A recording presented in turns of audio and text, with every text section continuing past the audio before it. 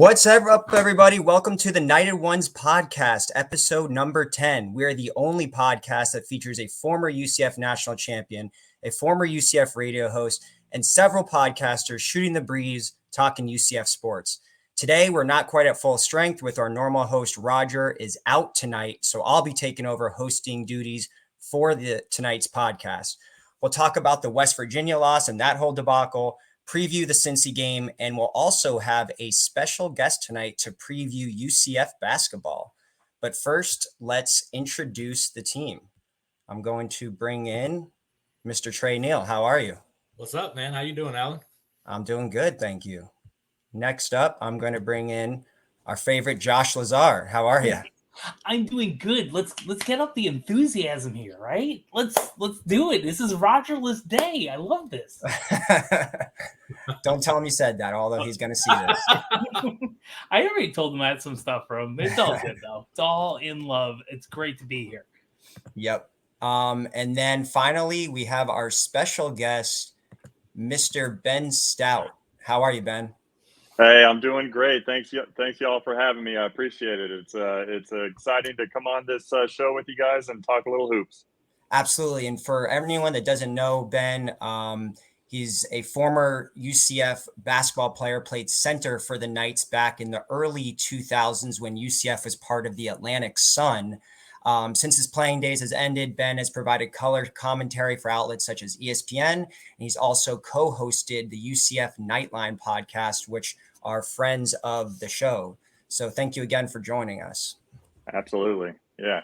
So, let's get into it. Obviously, UCF basketball is just about a week away from starting. They start off their season with Florida International on November 6th.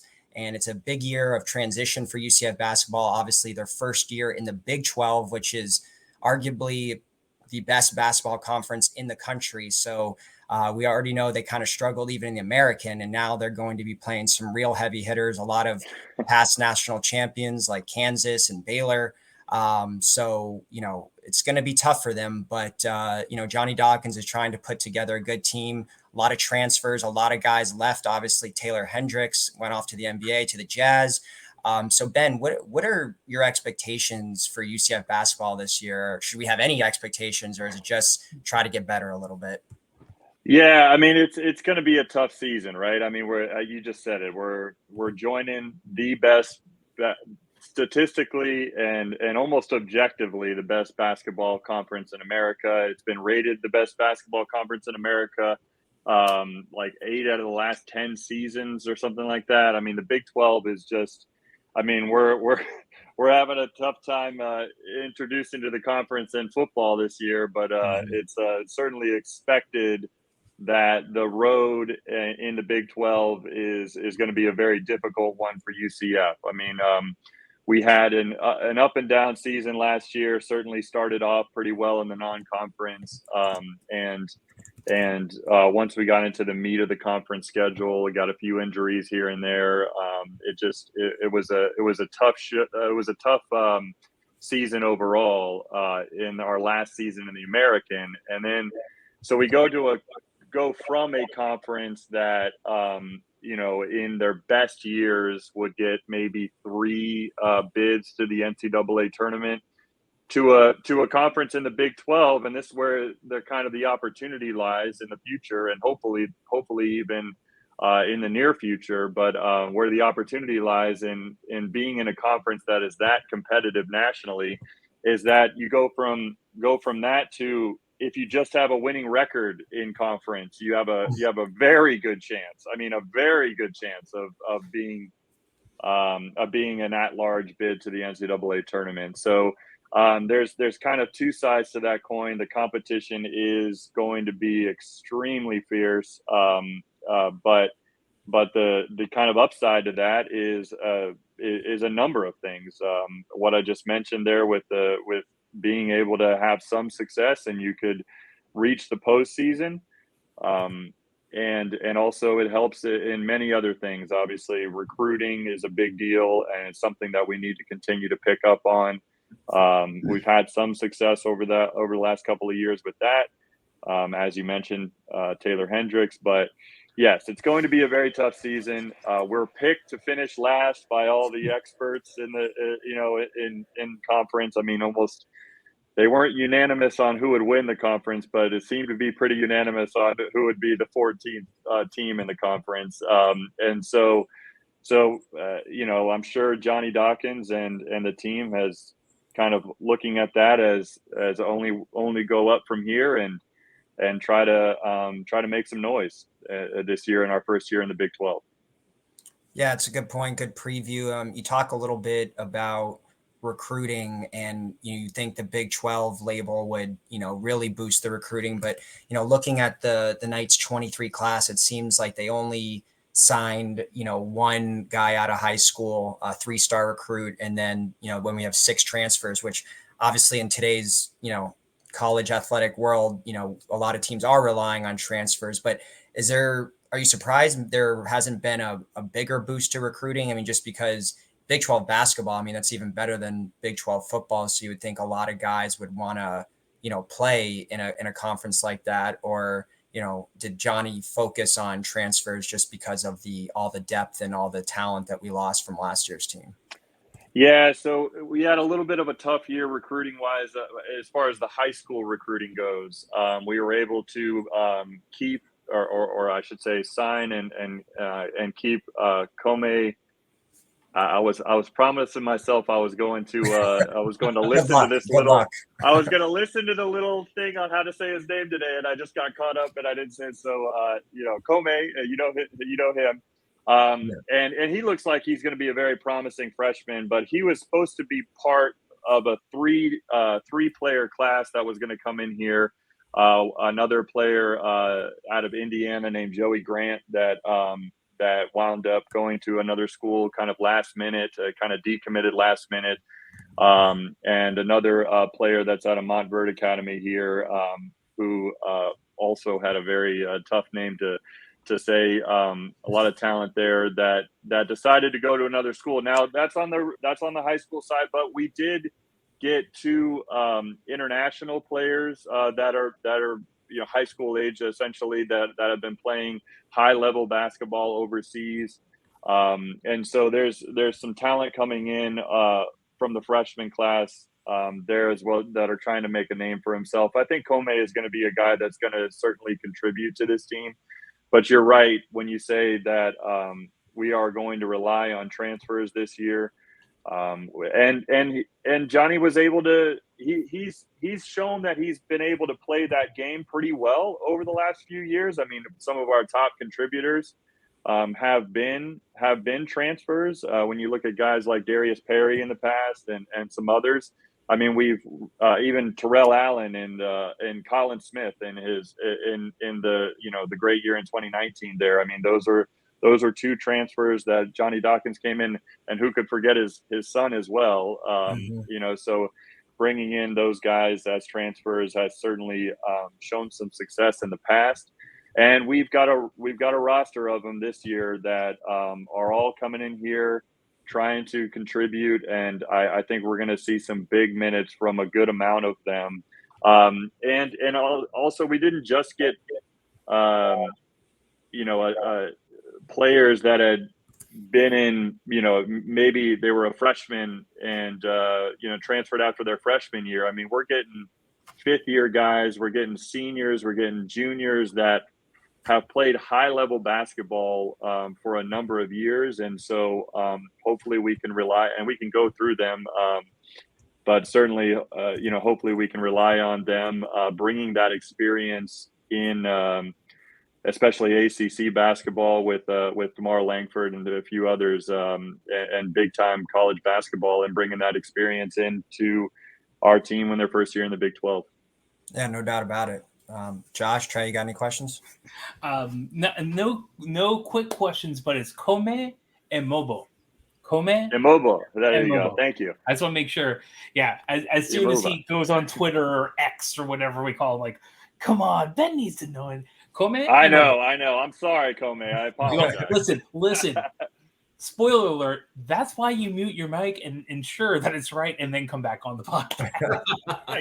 But you got to do that for. Well, I guess, Ben, how about this? So if I'm correct, you're you played in 2000 about 3 to 2004. Is that right? That's right. In that time frame, I was on we had back in the early 2000s. We had back-to-back conference championship teams, and I was a part of that first team. Yeah, in 03-04. Yep.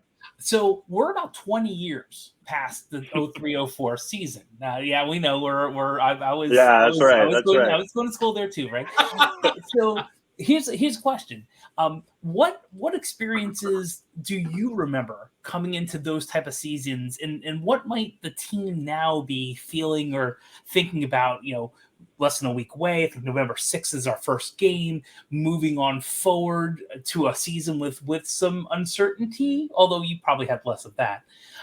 What does that feel like for an athlete, and how can our listeners kind of understand what that feels like from a former athlete?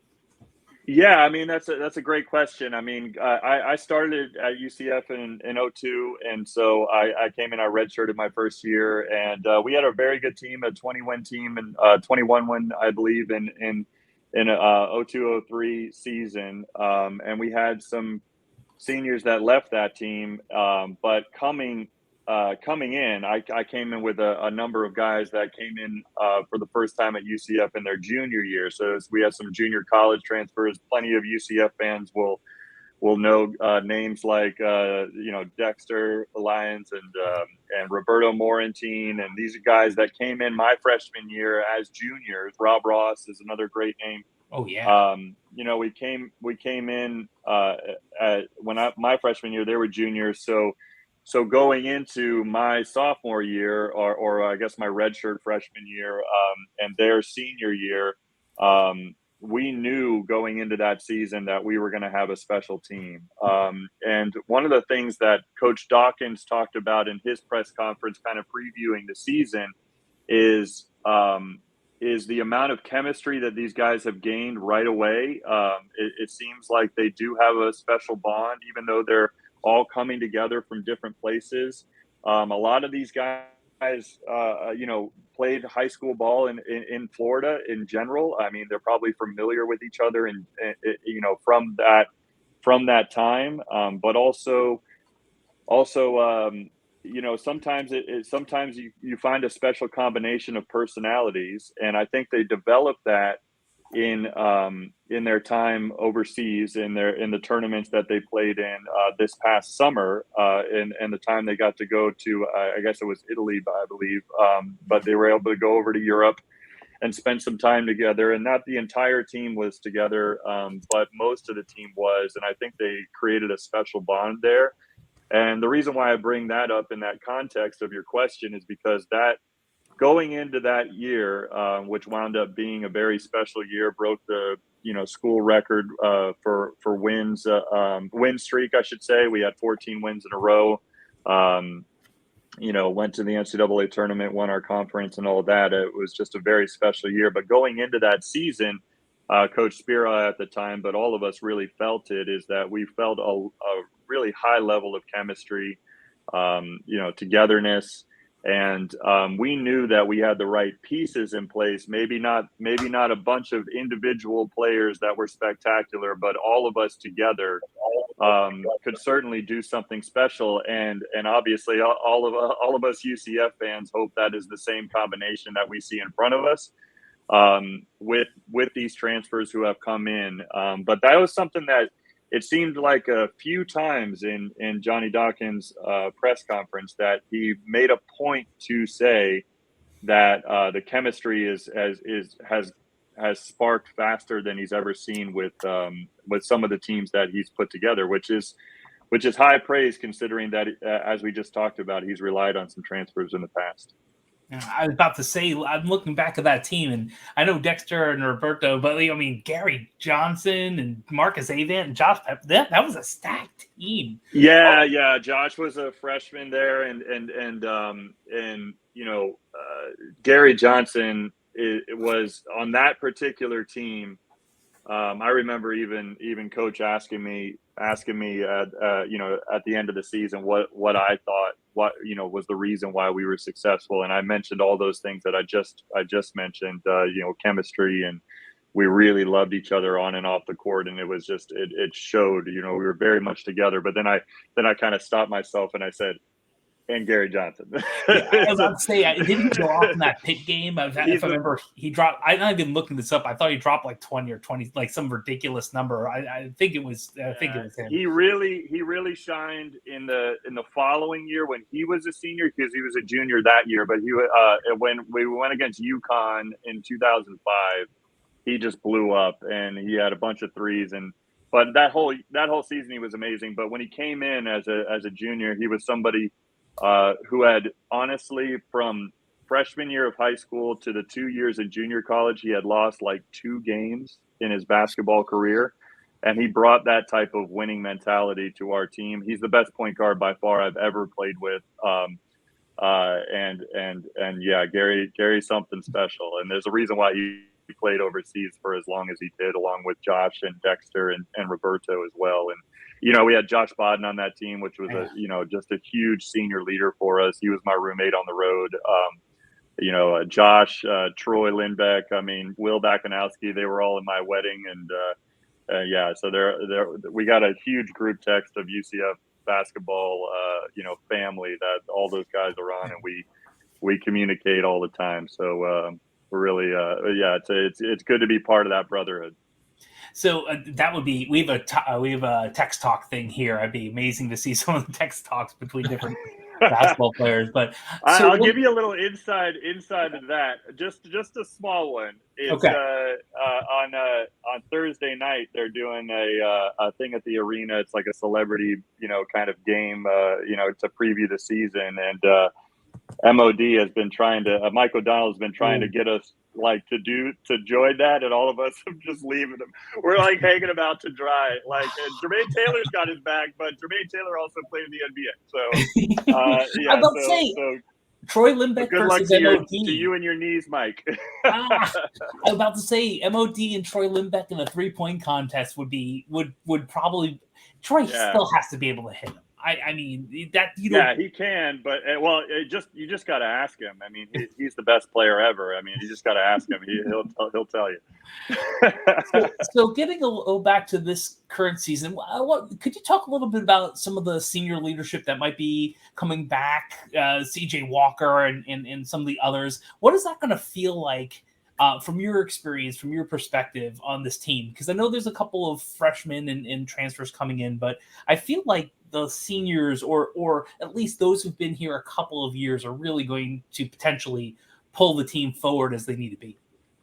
Yeah, I think certainly CJ Walker has got to be chomping at the bit. I know he's chomping at the bit to get out there. I mean, it was a disappointing injury that he had last year, and it looked like he was just going to start to take off there from an injury that he had the previous year, and he hasn't been able to stay healthy since he's been at UCF, at least consistently, and I know that's a big disappointment to him, but from all accounts, it seems like he is not only very much healthy and back at it.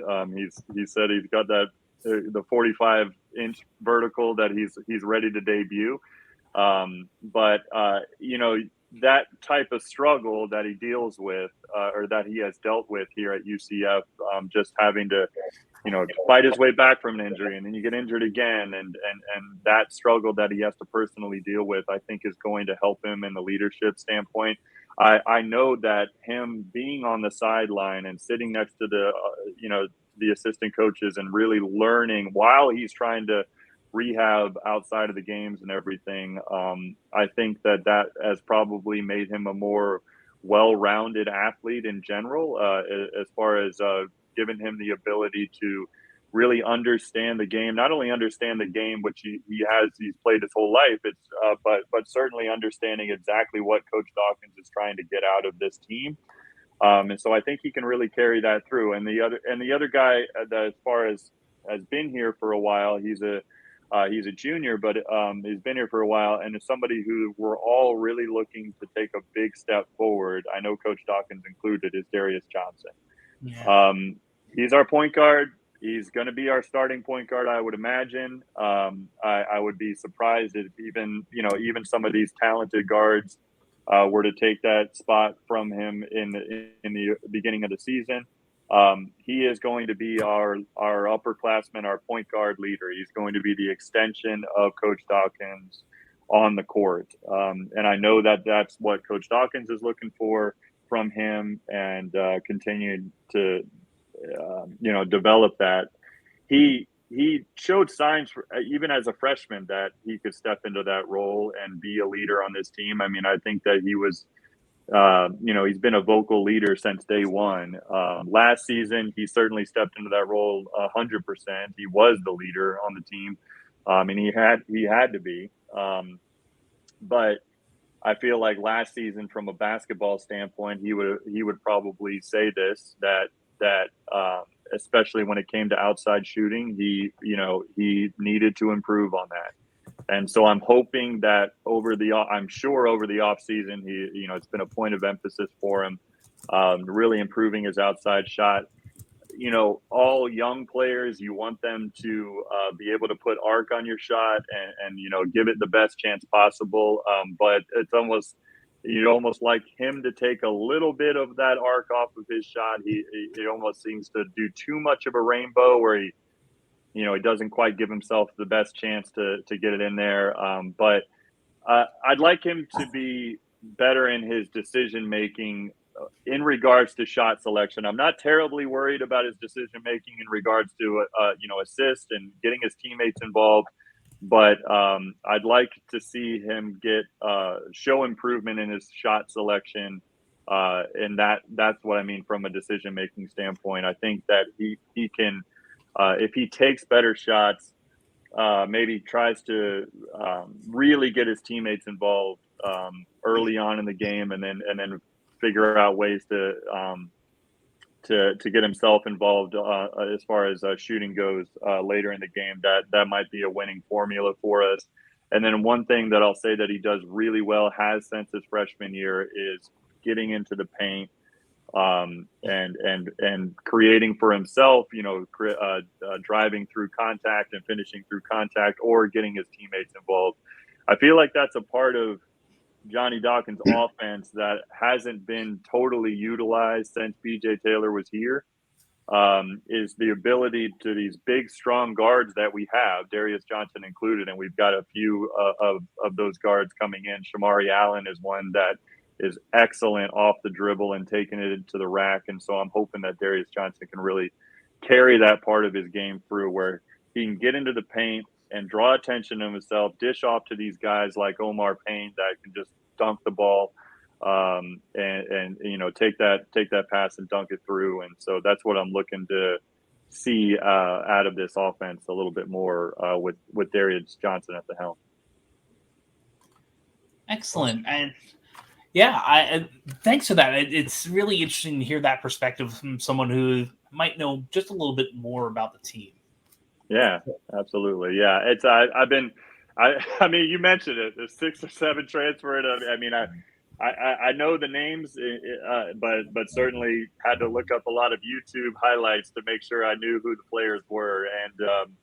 And I think that each of them provides something different for this team. Even Coach Dawkins mentioned it in his press conference about how it seems like this season, as opposed to maybe the last couple of years where we've had a little bit of positionless basketball, a little bit of kind of like, I don't know where, players essentially slot in their role. They got to figure out their role. It seems like each of these players, these transfers, have been brought in, and kind of Dawkins and his staff has built this team because they all are pieces to the puzzle that kind of provide something a little different. And so hopefully it's a winning combination. Trey, I know you had a couple questions. Yep. So you answered one of them. So I guess, Ben, what I want to know is, we've talked about on here, before the season, what's the formula for UCF football going into the Big 12? Like, what's going to make us successful? Yeah. Even this year to the future. What would that be for basketball? Like, as far as recruiting, as far as play style, everything. What do you think that would be? Yeah, I think it's going to be interesting. Certainly, we gotta kind of go through our growing pains this season, but and this is maybe similar to football in the sense that we all know that the future is going to be bright when it comes to recruiting. I mean, it's just we live in a state that is blessed with athletes, and an area that's blessed with athletes, and that's not exclusive to the football field. That's not exclusive to the volleyball court. It certainly is a lot of, high level basketball in this area, in this state especially, but certainly in this area as well.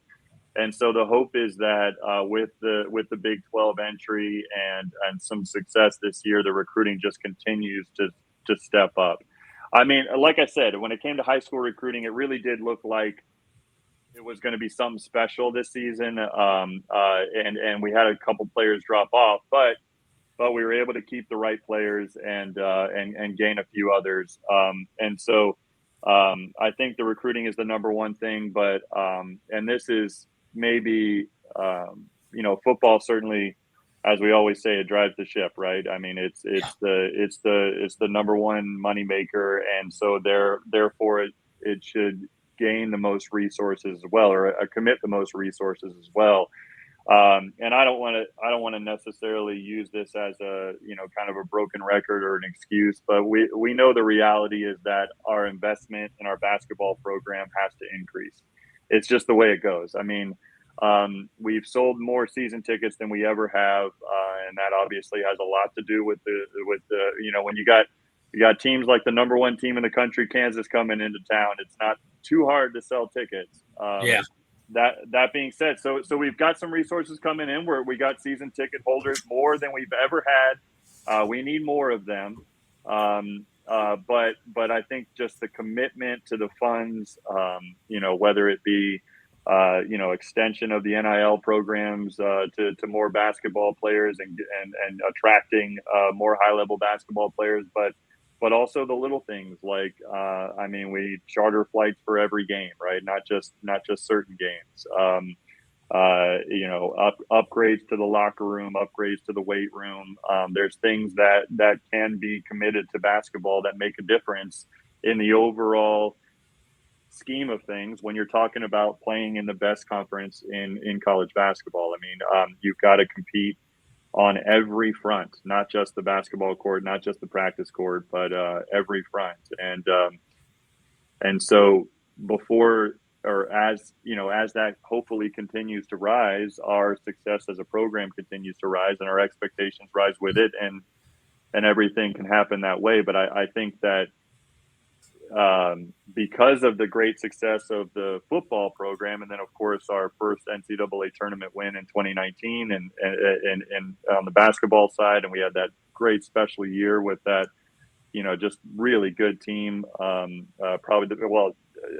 maybe inarguably the best basketball team we ever had in 2019. The expectations just went through the roof, right? But the the commitments on the financial side didn't really line up with that. They didn't. And that's the reason why the last few years we've just kind of been in the middle. And I know that Dawkins, feels that he's got to try to, make the most of the situation. And I think that while UCF fans aren't, are kind of back and forth on Dawkins and, half in the camp, half out, which I understand why. I mean, we've had kind of up and down years. But I think that everyone who has played for him, or knows him as a person, really understands what he brings to the table and how he's trying to build this program in the right way. And hopefully that we continue to see some fruits of that labor, and can put together some special years here.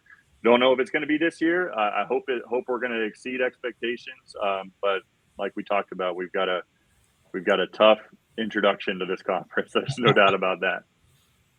Yeah, no doubt about that, Ben. And my biggest thing, I've said that for years, I mean, you hit the nail on the head, is that UCF just hasn't made an investment in the basketball program like they have the football program, or really just it's been lacking for a long time. And you've obviously seen that in the results. But, there has to be more resources and more money and the recruiting and everything, but is there even a path to just kind of some consistency? Like we've seen UCF make the tournament in 05 and then it goes 15 years before they make the big dance again. And, they're not putting out NBA players that frequently. They never won a conference championship in CUSA or the American. I think the best they ever finished was like third place in 2019. I mean, is there even a path now that we're even moving to the Big 12 to at least just have some consistency as far as like above 500 seasons, maybe making the tournament like one out every 4 or 5 years? Or is it going to have to take that just wholesale like investment into the program or maybe even a fresh coaching staff? Or is it just like, hey, once the resources start to line up, then we'll see that consistency? Or is it really not a path without that? Well, I mean, I think with anything, it kind of you got to define consistency, right? A little bit. I mean, Dawkins has had, I think it's something like maybe, almost all of his seasons have been winning seasons, but they've been disappointments at the end of the day. A lot of them, even the winning seasons, have been disappointments, because, a lot of the times it's tough because we start out hot in the non-conference. Sub 500 in the conference. Yeah. Right. And it's just, that it's certainly not winning seasons in the American, right? Like we were sub 500 in the conference, and then, after starting off hot and the expectations go through the roof, and then all of a sudden it's just a downfall. And I think that's been one of the justified main, beefs that some of the fans have had with Coach Dawkins. It's that the teams aren't remaining consistent throughout the entire season, as you mentioned it. And one of the things that has hurt us, and there's, it sounds like an excuse, but certainly every season we've had a major injury to our starting lineup or somebody in our starting lineup. And, that's kind of an excuse at the end of the day, because every team has to deal with injuries, but we've had some devastating things. I mean, we talked so much about 2019. That was supposed to be a back-to-back NCAA tournament team. Yeah. But you had all those injuries the year before, right? Basically Dawkins' first year with the program, first full year, and and so that was supposed to be a back-to-back championship team because you had Aubrey Dawkins go down right before the season started and all that. So yes, there's been a lot of inconsistency, something that needs to be cleaned up. It's a difficult road nowadays in college athletics in general, especially in college basketball. You only get 5 players on the court for your team at a time. And that's a good thing in the sense that if you get one good player like Taylor Hendricks did, like you can make a big, big difference, right? But it's sometimes a bad thing because if one of those big time players goes down, you're left with a pretty big hole in your roster. And I didn't love the way that Taylor was used last year. I thought that he should have caught the ball in space more, should have been given more freedom to create with the ball in his hands in the middle of the floor more often than he was. I feel like they started to figure that out towards the end of the season, but it was almost too late at that time. And so with a player like that coming through the program and being a lottery pick and having that example, I think that hopefully that begets more of those types of players in the future. And because you can point to it and say we actually did that. We actually, brought him in and he became a top, a lottery pick. But I think that in the future, when we get special players like that, I'm hoping that the system will be able to allow itself to really, really let that player shine. Because Taylor, as amazing as he was last season, I feel like he could have been even better for our team. Yeah, no doubt about that. No doubt. Kind of a final question here, unless the guys have any questions. We start off the season with a fairly easy schedule. I don't want to call any win easy because it's not, but there's a path to starting out maybe like 10-2. They face, number 13 Miami in the second game, and they have a game against Ole Miss that, may be tough. But then once you get into conference play right off the bat, it's Kansas State and Kansas. facing the number one team in the country. But what should the expectations for the conference season? I mean, is it fair to think they maybe don't even win a single game in the conference, or maybe they beat someone like BYU or Cincy? I mean, what should be, I know people don't like to throw out predictions or win-loss totals, but I mean, what can be a fair expectations for the Big 12 season? I think that at the end of the day, if we don't win a single conference game, it'd be a huge disappointment. I don't care how good the conference is. It's a huge disappointment if we go over in the conference. I think it's just what you want to see is them competing in every game. I don't care who we're playing, right? Like them competing in every game and being up for every game and playing together.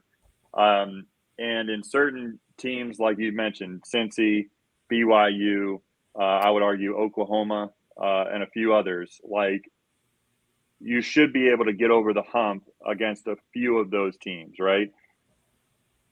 Do I think that we're going to have more than about 4 wins in conference? I would be a little surprised, which is it just hurts my heart to say.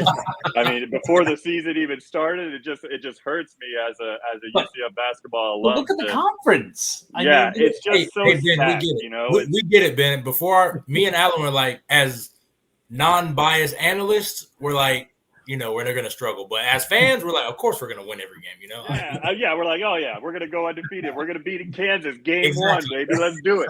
But, I mean, we're, we're starting to, like you said, we're starting out at Kansas State, and Kansas is just, first home game in the Big 12 they're probably going to be undefeated, number 1 team in the country, it's like, we talked about the transfer portal. It's like Kansas, they're number 1. I'm pretty sure they were the number 1 overall seed going into the tournament last season, and they get the best player in the Big Ten to just come on over, like Hunter Dickinson, like he's probably going to be the national player of the year this year, and they're just like, oh yeah, cool, I'll just reload that way, and right. And he, man, that Michigan, I mean, he has torn us up in the past, and so. Yeah, I mean, it's going to be a tough road. There's no denying that. But like you said, I think expecting us to pull out about 3 to 4 wins in this conference, I don't think are necessarily unreasonable expectations. Because, I mean, we were able to pull out, like, honestly, we were able to pull out that great win against Oklahoma State in the Bahamas last year. I mean, I'm sure they're going to be ready to get that revenge this season. Yeah. But you saw it in a game like that. I mean, even you saw it like 2 years ago it was like during the winter break when we played Oklahoma at home. It was like a Saturday game at like 2:00 in the afternoon or whatever. And South Florida, I think, right? Yeah. Yeah. I think so. That one was actually at home against Oklahoma, but that's right. Yeah, a couple years ago. But we played them really tough, and we wound up losing at the end there. But that's the thing. It's like you would expect us to be in a good amount of these games in the second half, and the hope is that you can pull out about 3 or 4 of them, and just show that the team is working towards something, right? And what is that something when you've got a bunch of transfers that are 5th-year guys, and that that's their last hurrah with the team. It's about building a program and seeing what we can do as we move forward in the Big 12. As we get the resources, hopefully we'll continue to move forward. But I don't want to look ahead too far. I want to enjoy this season. I hope UCF fans really enjoy this season, and I feel like this team with the types of players that we have coming in here, and hopefully them all fitting together well. I think they're going to give us a few surprises, and I hope I'm right about that. Yeah, no doubt. Well, at this point, the basketball program may get more conference wins than the football program this year in conference. So. Man, yeah, I guess that's certainly a possibility at this point. Man, I never thought I'd be saying that, come early or late October, but it's been a tough one. Yeah. Well, hey, we appreciate you coming on. That was great insight about the UCF hoops team. And either way, even if we, don't have a great season, it's gonna be really exciting to start playing teams like Kansas and Baylor on the basketball court. It's gonna be really cool to see that on our home court there. So Ben, we appreciate you joining, taking your time, and giving us some great insight on the basketball program. Yeah, I appreciate you guys having me on, and yeah, let's definitely do this again during the season, and we'll check in, and hopefully we'll talk about some UCF wins here. Absolutely. Thanks, Thank Ben. you. Thank you. Appreciate it, guys. All right, have a good one, Ben. Thank you. All right, that was former UCF basketball center Ben Stout giving us some insight into the 23-24 UCF basketball team. All right, guys. Now it's time to get into UCF football talk, which isn't much more promising right now. But we might as well keep talking about basketball and baseball. We might as well just keep on looking. Listen, I have the collar on, but they're dancers. I'm going more NCAA. I just know not. Yeah, I'm wishing and hoping. Well, yeah, it's not going to be a pretty one, but let's get into it. So we're going to review, obviously, the West Virginia loss. We're going to get into the Cincy preview, but let's start off with some text talk, as we do every podcast, our text talk segment from the West Virginia game. And Josh, I'm going to go ahead and start with you. Sure. So right now we have so let me set this up for everyone. So I was not in town for Text Talk. I was out in a farm in the Midwest, I would say, and it was a wonderful time and hanging out with some family and friends. And I've been to this farm before. Actually, the last time I was there was also on a game weekend, although it was an away game. And I got to be looking at my phone instead of looking at my family, watching the Pitt special, right? So that was phenomenal. So I was hopefully going there to try to take care of some things and maybe reverse the Twins and whatever. But yeah, I had a couple things going on, and it was amazing. So a couple of things that I had. I'm going to stay off the phone for the second half. My guess, we score first, take a lead in the third, and pull away in the fourth. Yeah, it didn't happen. Didn't happen. That was bad. So I also said, talking about this, I was at this farm during the Pitt special, so I'm hoping to reverse the trend, which obviously didn't happen. So that was some wonderful things going on in the text chat while I was watching most of the game, but not all of it. Tried not to watch the second half, and it's probably good I didn't. Yeah, probably. All right, Trey, what do you got? Yeah, mine was when Josh said earlier, he was like, and Trey is silent, so he's probably fuming. Absolutely right. Yeah, so I was at the game, so I got to see a little bit.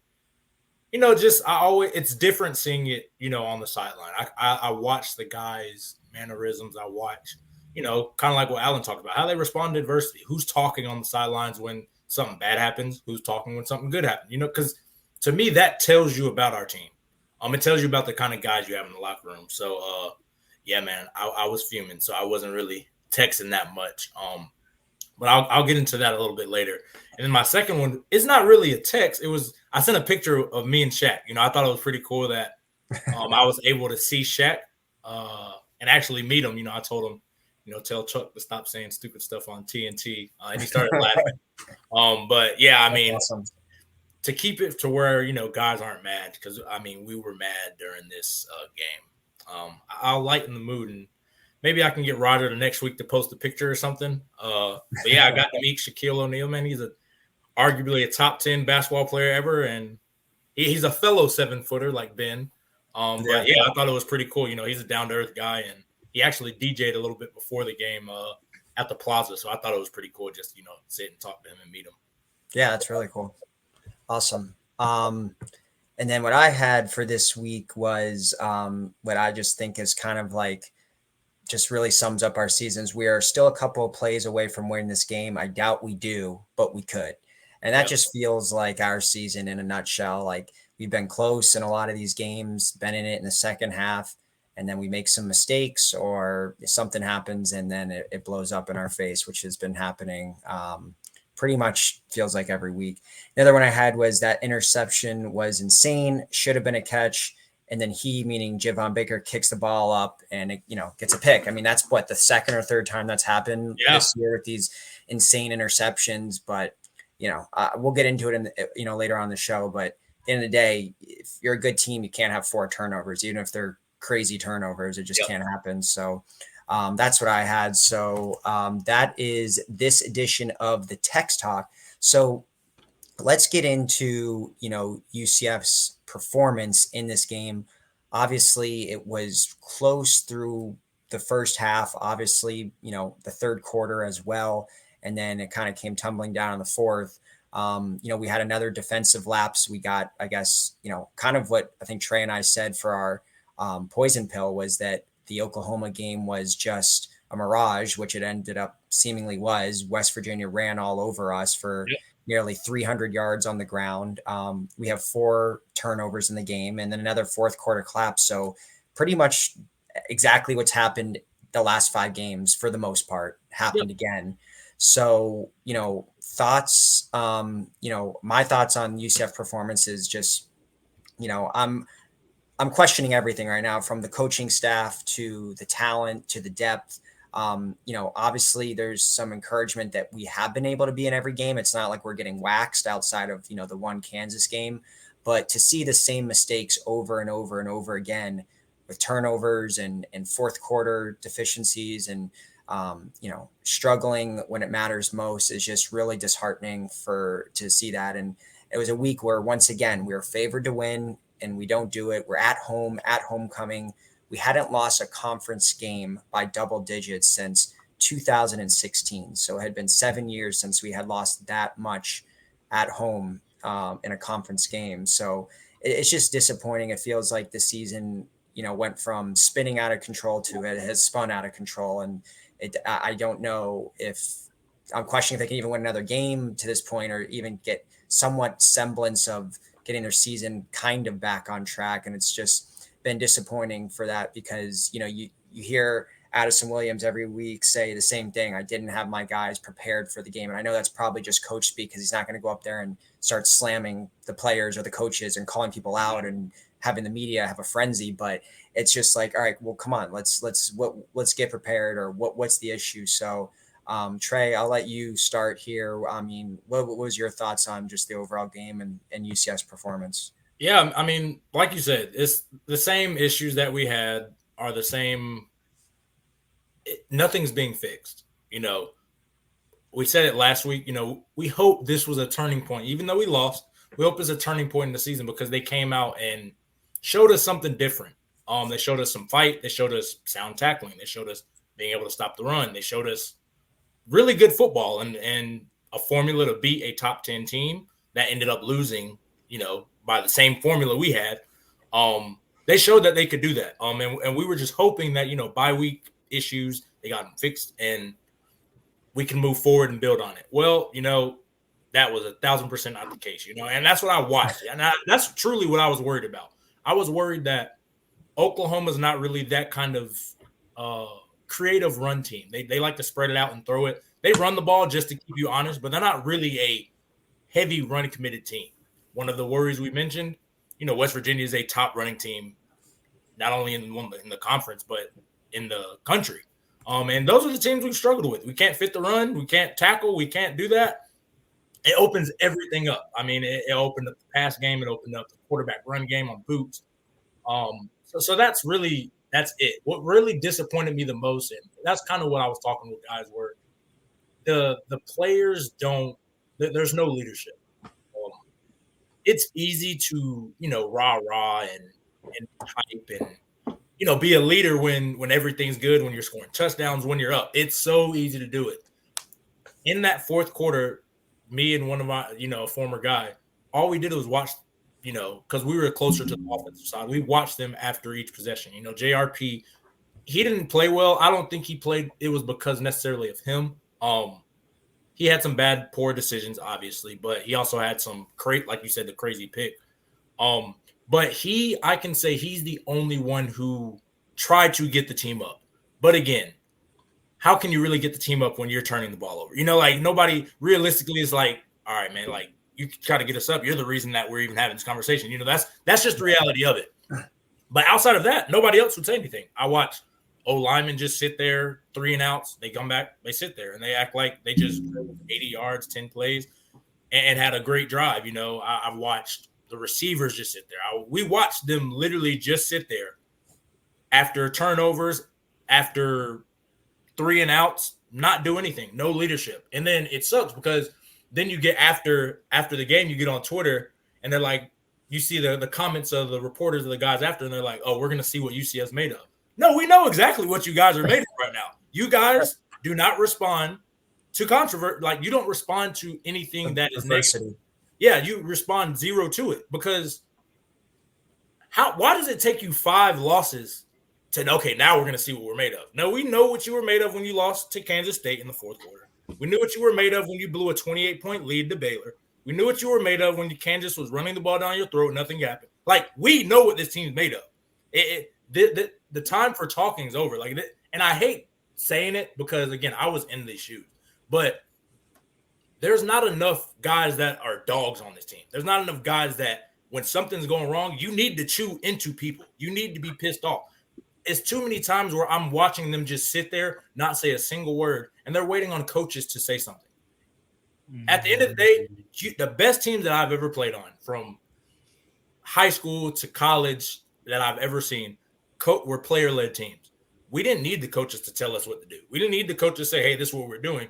We knew when we messed up, we would come to the sidelines and be like, hey, I effed up. It's my fault. I'm keeping it clean. I messed up. It's my fault. We're going to get it fixed. And guys would be like, yeah, you're right. It was your fault. But, hey, we got your back. We're going to get it fixed. Offense would even come and tell us that, hey, guys, we got your back. Same thing when the offense – like, I don't see any of that. We didn't see any of that. And that's the thing that I've been worried about with this team, even dating back to last year. Who are going to be the leaders? Because you can be the most talented team in the world. We're probably going to have guys that are playing in the NFL on this team. And in a variety of different roles. But nobody stepped up as a leader. And until that happens, and we're 8 games in now, but until somebody does that, whether it even be a freshman in John Wall, it could be young guys at this point, anybody, you have to hold each other accountable. It can't be the coaches holding you accountable because you guys are grown men. You don't need coaches babying you saying, hey, this is what you did wrong. You got to fix it. No, that's not how it goes. You need guys saying, hey, we can't do this. You're missing a gap. You're missing tackles. You got to pick it up. If they have a problem with it, you guys have to hash it out with issues. I don't see enough of that. And that's really what's disappointing to me. You can't really see these kind of things watching the game unless they pan it to, the sidelines. But other than that, these guys are not doing that. They're literally just sitting there watching the game tumble away, slip out of their grasp, and they don't have a problem with it, and that's my biggest issue. Yeah, there's. I think you hit the nail on the head. There does seem to be a lack of leadership on this team, especially when you compare it to years past. Some of the great teams we've seen at UCF, and this year, outside of JRP, who does seem like a very good leader, at least maybe not with his play all the time, but at least just with his leadership capability. But outside of that, seems to be really lacking this year, and that probably is an issue in the locker room and with the performance. All right, Josh, what are your thoughts on the loss? I'm going to keep it brief because that's Trey's provided probably more insight than I could even handle. It felt like most of the games. Honestly, amazingly, I don't know how we came back in Boise State. Right? When Boise State was happening, we were like, oh, not again. And it didn't happen. And we were like, okay, maybe there's something different. No, that was fool's gold. It's like false fake winter when it becomes 80 degrees here in Orlando again, right? But it was 40 the other day. It was not real. It wasn't real. And if anything should, in my opinion, be able to galvanize the team, it's like almost getting a tough loss, multiple time zones away and coming out the win, you'd think, but no. And it's just disappointing. It's like the worst phrase and the worst term. It's you can't be mad, you're disappointed, and that's a very dad or parent thing. I'm just kind of disappointed at this point, and I'm you'll see that in some of the things I'm talking about later. But I'm just disappointed, and I agree with Trey. I hope someone just takes the reins and goes, forget this. We're going to go and do something different from whomever in the team. I'm going to be, many people here are going to be here next year. Hopefully this is not happening now and then, and trying to man up, to be frank, but just so disappointed. There was a lot of pieces that looked like it'd be decent in the first half. And obviously I tried to stay away and I didn't, and I probably should have in the second half, and it's just disappointment. That's the best way I can put it. Just disappointment. Yeah, there's no doubt about that. It really is disappointing. I want to get into the individual parts of the game, but I'm curious on your guys' take on this. Is you see on social media really during this whole 5-game losing streak that the coaching staff is taking a ton of heat. There's now Gus Malzahn is clearly out of the honeymoon phase at UCF, and you have half the fan base that is saying, let's fire him. Why did we give him an extension? All that. And then you have the other, maybe a little bit more rational side of the fan base that's saying, all right, let's let him get his guys in here. Let the recruiting catch up to the Big 12 level. But how much heat should Coach Malzahn and Coach Addison Williams and Coach Hinshaw take for this? I mean, like I said, they say they don't have their guys prepared for the game. I mean, how much of this is on the coaching staff versus maybe just, they just don't have enough talent, which doesn't feel that way because they're in the game. So, Trey, I'll start with you. I mean, how much of the blame should the coaching staff shoulder for this losing streak and the same issues happening, or is it more kind of on the players? Yeah, it's tough to pinpoint blame. I mean, I've said this, countless times on this podcast. It's hard to pinpoint it without knowing what's going on. So I can't really see through the coaches speak. When I was playing, I could see all these things and I'd be like, okay, he's speaking as a coach to take the blame. I would even do that sometimes, hey, it was my fault. I didn't do this, blah, blah, blah. And it wouldn't even be my fault. I'm the older guy. I'm going to take up for my position room. Because, some of the young guys might have messed up. Anything could have happened. You don't want them going through that. But honestly, I feel like these guys aren't like it's tough. I want to say that it's a talent issue. Because again, we're trotting out pretty much the same guys each week. I want to say that the coaches are telling them something and they just can't execute it, or they're not executing it. But it's so hard, man, because I go out there, and to me, when you say I didn't have them prepared enough, it's like that makes zero in my brain, that I can't make sense of that. If you say I made some questionable calls at this point, I did something wrong at this point, I can understand that because that's a part of the game. You're not going to make 100% the best calls all the time. And sometimes you can make every call right, but one, and that costs you. Like, I get it. So I guess it's a little bit of both. I think that maybe we do have a talent issue and it does need to catch up. But some of the stuff that we've witnessed, it's questionable. Even to last week that we talked about. Why are we calling that for 2 points, game to tie, game on the line at a top 6 team? Why is that our best play call? Why is that our best that we do? So I think it's a little bit of coaching. I think it's a little bit of players. And again, we have older guys and they're playing great, but we do have a lot of young guys that are playing too. And I think, especially in the back end, and I think they're going to go through growing pains. I just think that, I don't know, man. I think it's really a 50-50 split. I wish I was inside to really know what they're asking these guys to do, and then I could tell you 100%. But again, some of the things the coaches are saying, that they are worrisome. Like, again, I didn't have my guys as best prepared. Like, that's not something you say. That almost sounds like they didn't know anything that they were supposed to be doing. They saw something completely different than they like. That's right. That doesn't make any sense to me. But that doesn't happen every week. Like, yeah, right?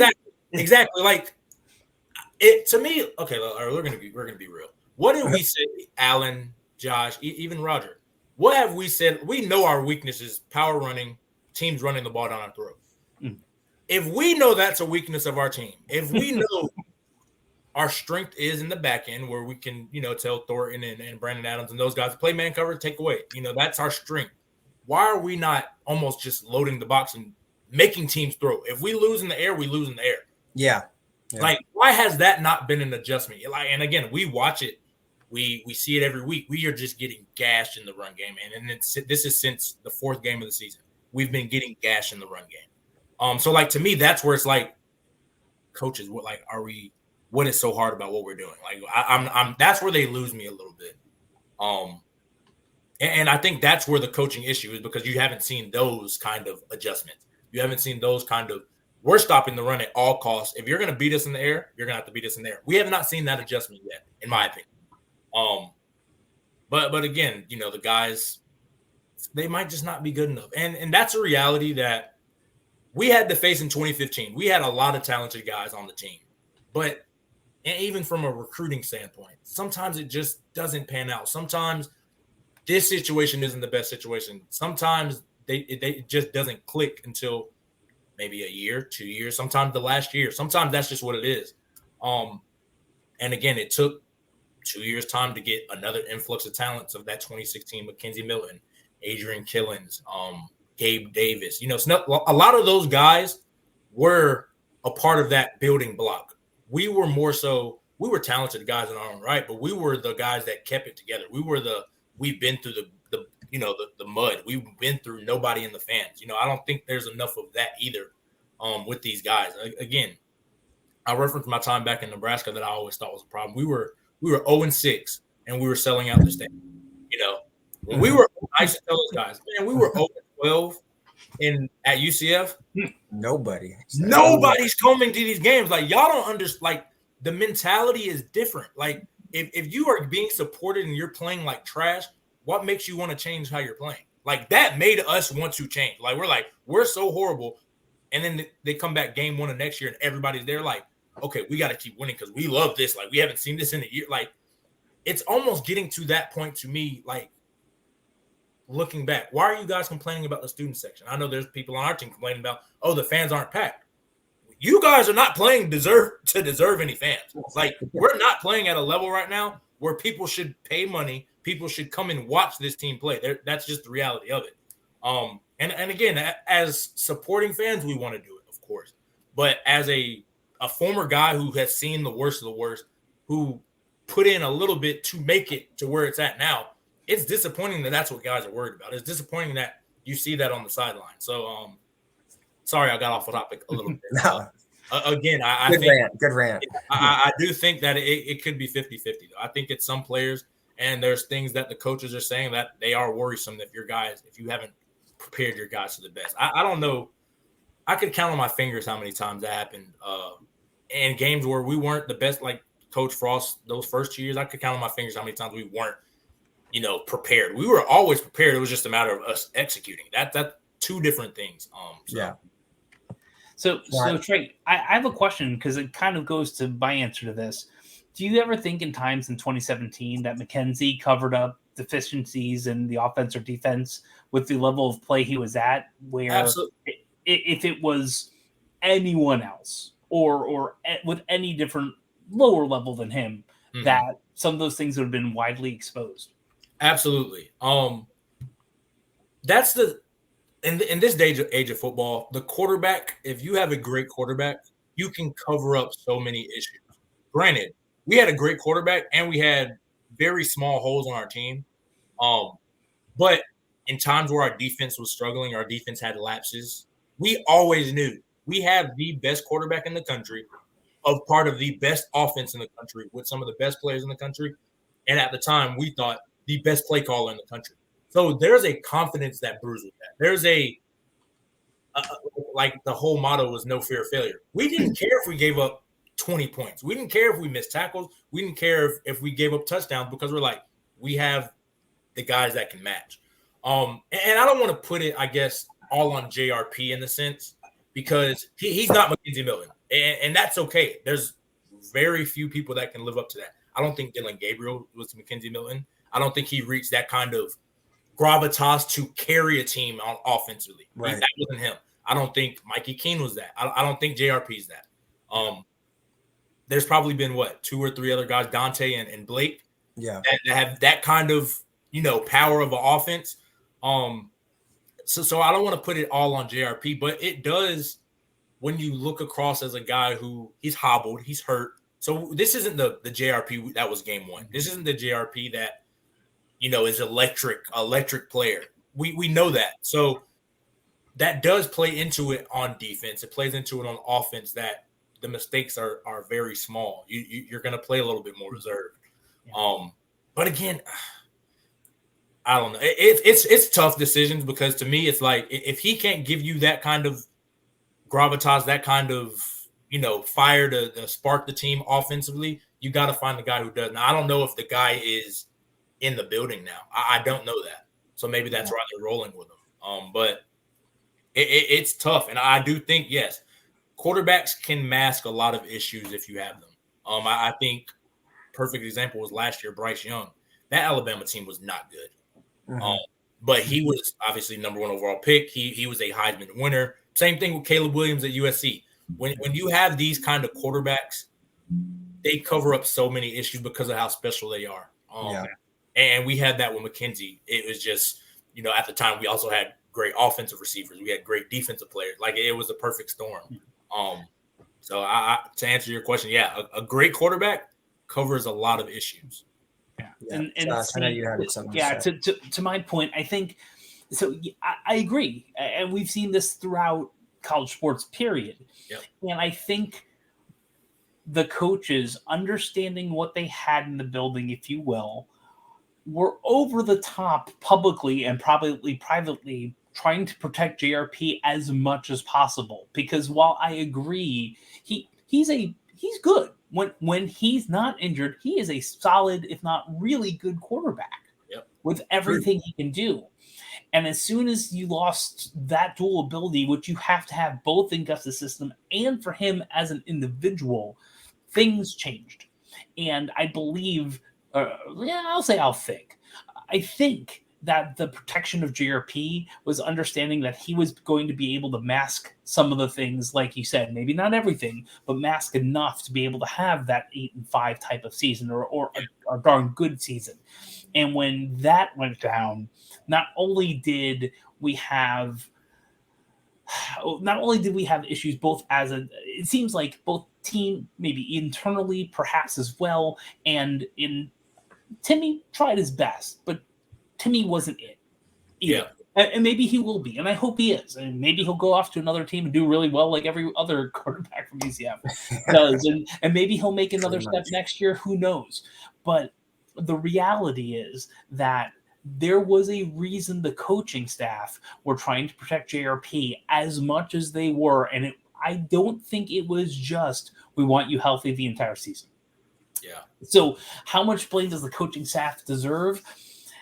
They have to be a piece of it, right? They're not the ones on the field causing 4 turnovers, but having multiple turnovers in multiple games. They're not on the field playing, but they're certainly trying to get the most out of those that are. So I don't know yet. And to your point, Trey, I don't know if the wait till we get the recruits is really a great idea too. I mean, I agree. When we keep this awesome class, they see where the opportunities are. They'll be able to be coming in darn quickly and taking over spots or pretty soon, like John Walker has, right? And others have as well. I mean, Kai Martinez from last year to this, right? Braden Marshall this year, he's playing pretty well. Yeah, so there's lots of – anyone who's a recruit can see there are opportunities on this team.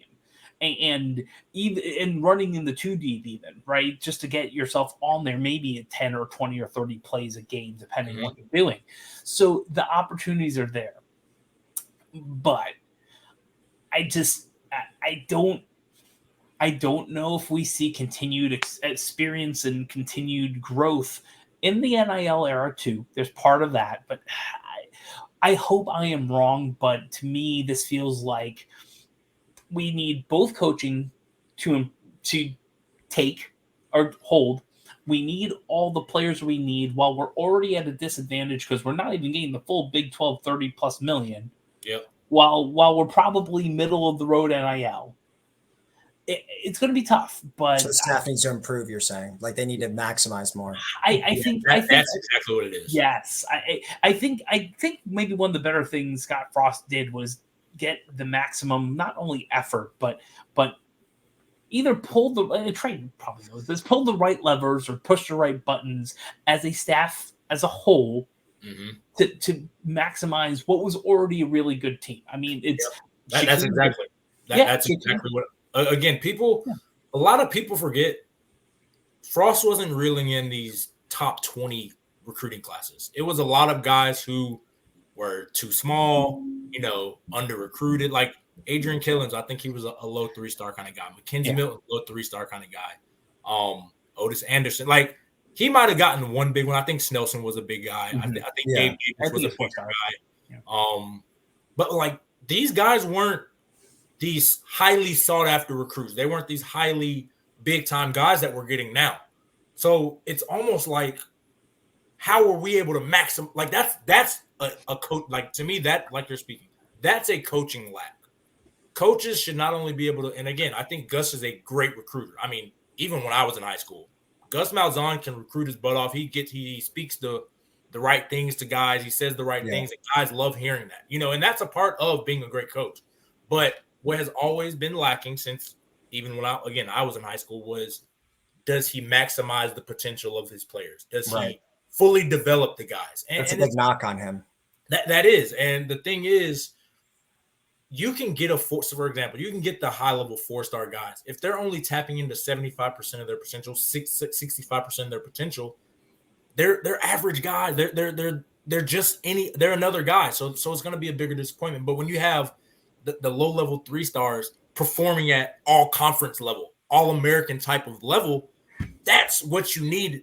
That's the most important thing because that's the product on the field. And even Coach O'Leary was amazing at that. Like a lot of the guys I played with were 2-stars, 3-stars, and he maximizes them. Like that's, to me, yes, recruiting is extremely important. You got to get the best guys in there. But if you can't get the most out of them, whether two different styles, O'Leary was very hard. Like, I'm going to work it out of you. You're going to grind it out. With the Frost, who was, listen, I want you to play free, play loose, play with fun and excitement. That's how he got a lot of those guys the best out of them. There's got to be some kind of way to do it. And I don't know what Gus is doing. Like, I haven't seen the full product yet, and there's a lot of questionable things that have happened. But again, that's going to be the hard part for me, and I think that's where people are kind of frustrated with that are like, because I don't think he should be fired. But I do think there's going to be a reality we're going to see within the next, probably, this year and next year, what's going to be our ceiling? What is truly our ceiling with Gus? And I think that's what we're going to have to evaluate. If our ceiling is 8-4 every year, 9-4 with every, 3-4 years, once a recruiting class, challenging for a conference title. If that's what we want as a fan, if that's what, the AD season, that's what they want, I think Gus is perfect for that. I think he's always going to field a competitive, once he gets his guys, he'll field a competitive team, but we're never going to reach that pinnacle that I thought we would get to, when I was playing. We always wanted this opportunity because we were like, we could be a perennial top 15, top 10 program in the country because we're literally in the middle of Orlando. We can get everybody from the state of Florida, which is probably number one, if not number two, the best recruits in the entire country. So like the visions we saw as guys before me, as guys that I played with, we always thought we could be a top 10, 15 program. 8-4 is not going to get you that. 8-4 is fringe, top 25. Like that, I don't know. And that's where I think, I don't know if Gus is the guy. I don't know if this coaching staff is the guy. And it's not calling them out. That's just the reality of it. I just don't think that might not be it. But we're going to see, I think, again, next year and maybe another year, you're going to see what it is. Just like I said earlier, we know what you guys are as far as the players. Like, you've shown us what you are. So far, Gus has shown us what he is. He's a guy who very exciting in the recruiting trail, builds a lot of excitement on the program, but maybe we don't maximize our play on the field. And if that's what – I know that's not what Night Nation wants, obviously, because that's not what I want. But if that's what the AD thinks is best, then that might be our ceiling for now. Yeah. I mean, my kind of final thoughts, I think that was great insight. My thing is, I do think it's a little too early to fully judge the staff until they get all these 4 stars in and it really does catch up. But my thing is, I kind of take the 50-50 approach where, I think the coaching staff is to blame a lot here because they aren't maximizing guys that there is talent on this team. There's no doubt about that. I mean, there's going to be some NFL players, like you said. So the coaching staff is to blame. But on the flip side, why I think the recruiting is so important in all this is unless the coaching staff is just super stubborn right now, we do not play any depth whatsoever. Like, at all. I've never seen a UCF. Like, I remember in the Frost era, I mean, you had 4th and 5th wide receivers, at least rotate. Like, Marlon Williams was rotating in, even though he wasn't playing until later on in his career. Like, guys like that. Right now with Xavier Townsend, they're literally playing like 2 receivers. And like, you had Jared Baker come in. But the starters, that's all that plays. The UCF football team right now reminds me of a playoff basketball team where the rotation shortened and it's like 7 or 8 guys. Exactly. Like, that's what it reminds me of. They don't play anyone else. And to me, with the injuries that we have, we just lost 2 guys for the year with Townsend banged up, with JRP banged up. To me, that shows that they don't have faith in the guys behind them or they're going to be playing them. So the talent is an issue, I think. But I also do say, like, hey, the starters are keeping us in the game, so there must be some talent there. We just can't close. So it's a talent issue, but it's more on the depth side of things. And everyone said, and everyone I've ever talked to, former players like you, Trey, they always say the biggest thing that separates a Power 5 from a Group of 5 is the depth. And so I think that's a huge issue right now. But it's still things like blowing a 35-7 lead. That's like not a talent. And I also think a big part of this is the negative momentum has really added up. You know what I mean? And see, that's where I spoke earlier. That's where leadership happens. There were countless times where negative things happened, in my time at UCF.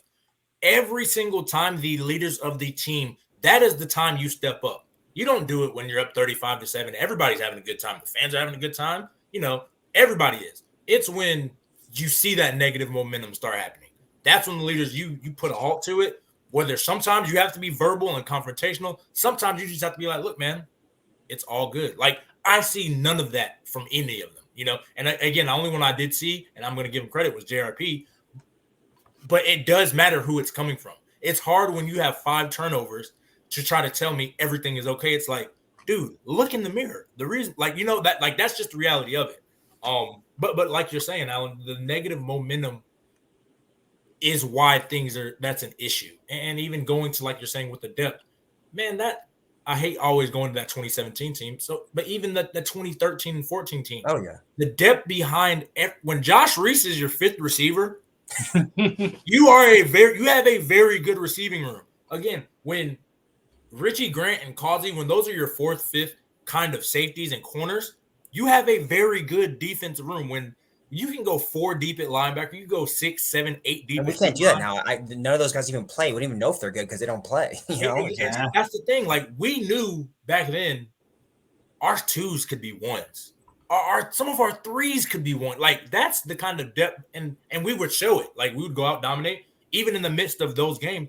Hey, you going right here, you going right here. So many packages because we had to get the talent on the field. We do not see that anywhere. I mean, like you alluded to on offense, when healthy, it's Javon Baker, Kobe Hudson, Xavier Townsend. That's it.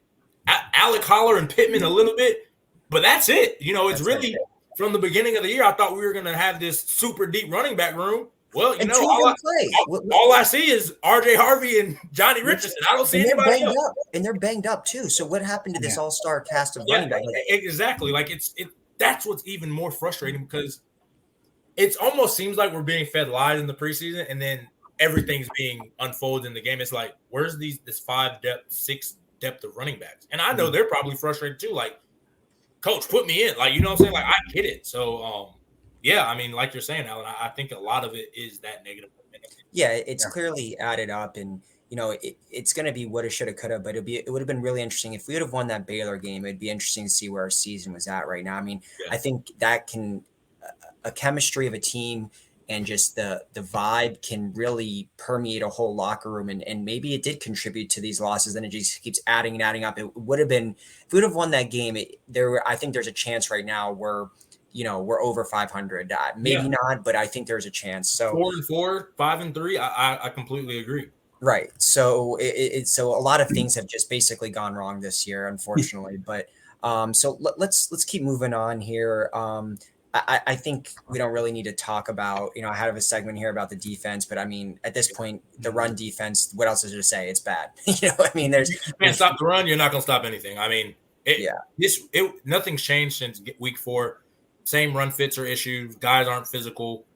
If that doesn't change, it doesn't matter who we play. If they run the ball with any consistency, we're going to struggle. So, exactly. So let's move on to the offense. And Josh, I'll start with you. I think we saw that the Knights moved the ball pretty effectively for a good portion of the game. We actually even outgained West Virginia in total yards. And they weren't having trouble moving the ball. We saw this same thing in every game, even the Kansas game. They were moving the ball for a good portion of the game.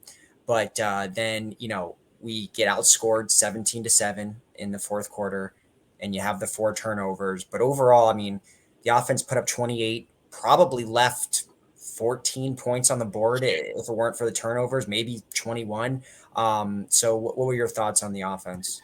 So I'll just start with the first half because I watched most of that and I was attempting to get rid of the second half out of my brain. So I liked a lot of what I saw. It wasn't really that, it wasn't that bad. It's just the offense has to be, again, we'll use Frost again. It has to be that level to overcome all the other things that are also happening on offense and defense. And so, little plays here and there end up snowballing downhill, if you will. And from there, you also have this mentality issue that seems to be an issue from what Trey is observing and for what we're seeing, as fans, right? That fight is just not there. It's just not there. And even, I mean, and let's just talk about the end of the Oklahoma game, right? At the end of the Oklahoma game, it felt like that was happening. The last time we really saw that level of fight was at Boise State, but that's game 2.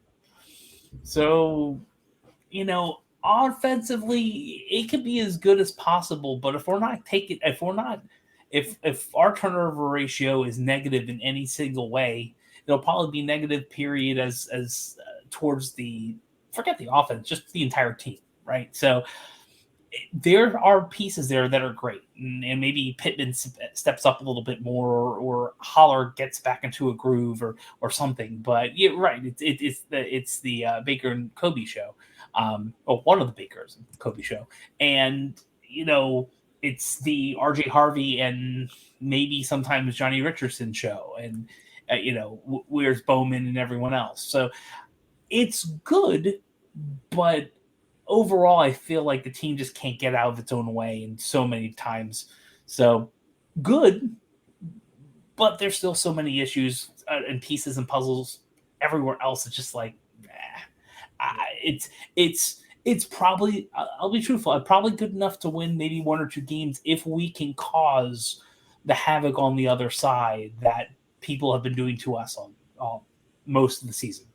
Yeah, good point. Trey, what your thoughts on the offense? Then just we'll also segue a little bit into JRP. Thoughts on his performance. Obviously, he did have the 4 turnovers. The fumble was his fault, but there's maybe 2 interceptions there that aren't quite his fault, with the bounce off the Javon's toe, and then I think there was one where I think it was Baker or maybe Hudson tripped and slipped and missed the route there. So thoughts on the offense and JRP? Yeah, I mean, I think I think it goes back to the maximizing the talent. I think this offense, name on paper, we should be a top, a elite offense. We have a returning quarterback. We have all these weapons. We have, great running backs, great tight end. On paper, we shouldn't have any issues. But I think something's lacking. I don't know if it's a quarterback play. I don't know if it's the play calling with the flow. I don't know what to pinpoint it to, but we're underperforming on offense for what I thought we could be from what we showed early in the year. And again, I think the turnovers are an issue. JRP he's dynamic as a quarterback, but as far as just straight drop back passing, that's not his strength. So you take away his running, which he's still a good runner. He's just not that explosive, dynamic threat that opened everything else up. So I think when you see them just dropping back, that's not his strong suit. And at the game, he was throwing into the wind of the fourth. I think that one turnover that looked like a punt, that was him throwing into the wind. I think that's just he doesn't have a strong enough arm to drive through those kind of conditions, which some people can't. That's just what the reality of it. Because there were a couple of throws where he's stepping up, making throws, and the ball would just die. The ball would short hop the receivers. The ball would short hop the tight end. That's just what it was. But I don't know. I feel like something is missing with the offense. I don't know if they can't get everybody involved. They're conflicted on should they be run heavy? Should they be I feel like there's a conflict of interest on what they should be because Oklahoma is what I thought we should be the rest of the season. We need to be a ball control offense, running the ball that can sprinkle in JRP's, athletic ability, but also kind of get our receivers the ball in space and let them make plays, make it easy throws. But it's again, I don't know what they want to do. I thought that was the formula because I think if you could do that to a lot of teams, you could win a lot of games. But I don't know. I think offensively, that's just something is missing. I don't know if it's play calling. I don't know if we need a quarterback change again. I don't know if we need a scheme adjustment. I don't know. It's just something's missing. So I think the offense is good. It's good enough to keep us in games. It's good enough to, for the most part, keep us from getting blown out every week. But I don't know if it's good enough to win us games. I think that's kind of the difference. Yeah, that's right. It's like you said. I think it keeps us in the game. The offense is good. It's talented, but it does lag at times and lull, and it has its explosive moments. You see the plays, whether it's these massive runs by Richardson or Harvey or big gains by Kobe or Javon, but it's not enough because whether these guys are getting tired or it's just not enough guys that you can rely on each series and each play. But yeah, the offense is probably the reason that we're in games though. They're the reason we're 3-5. I'll tell you that. Yeah. It's the offense is keeping us afloat because they're reliable enough to, they're going to move the ball. They may not score on every time, but they're going to put you in a position where you have a chance to at least get 3, if not 6, but all right. So, I think we pretty much covered this game against West Virginia. We're moving on.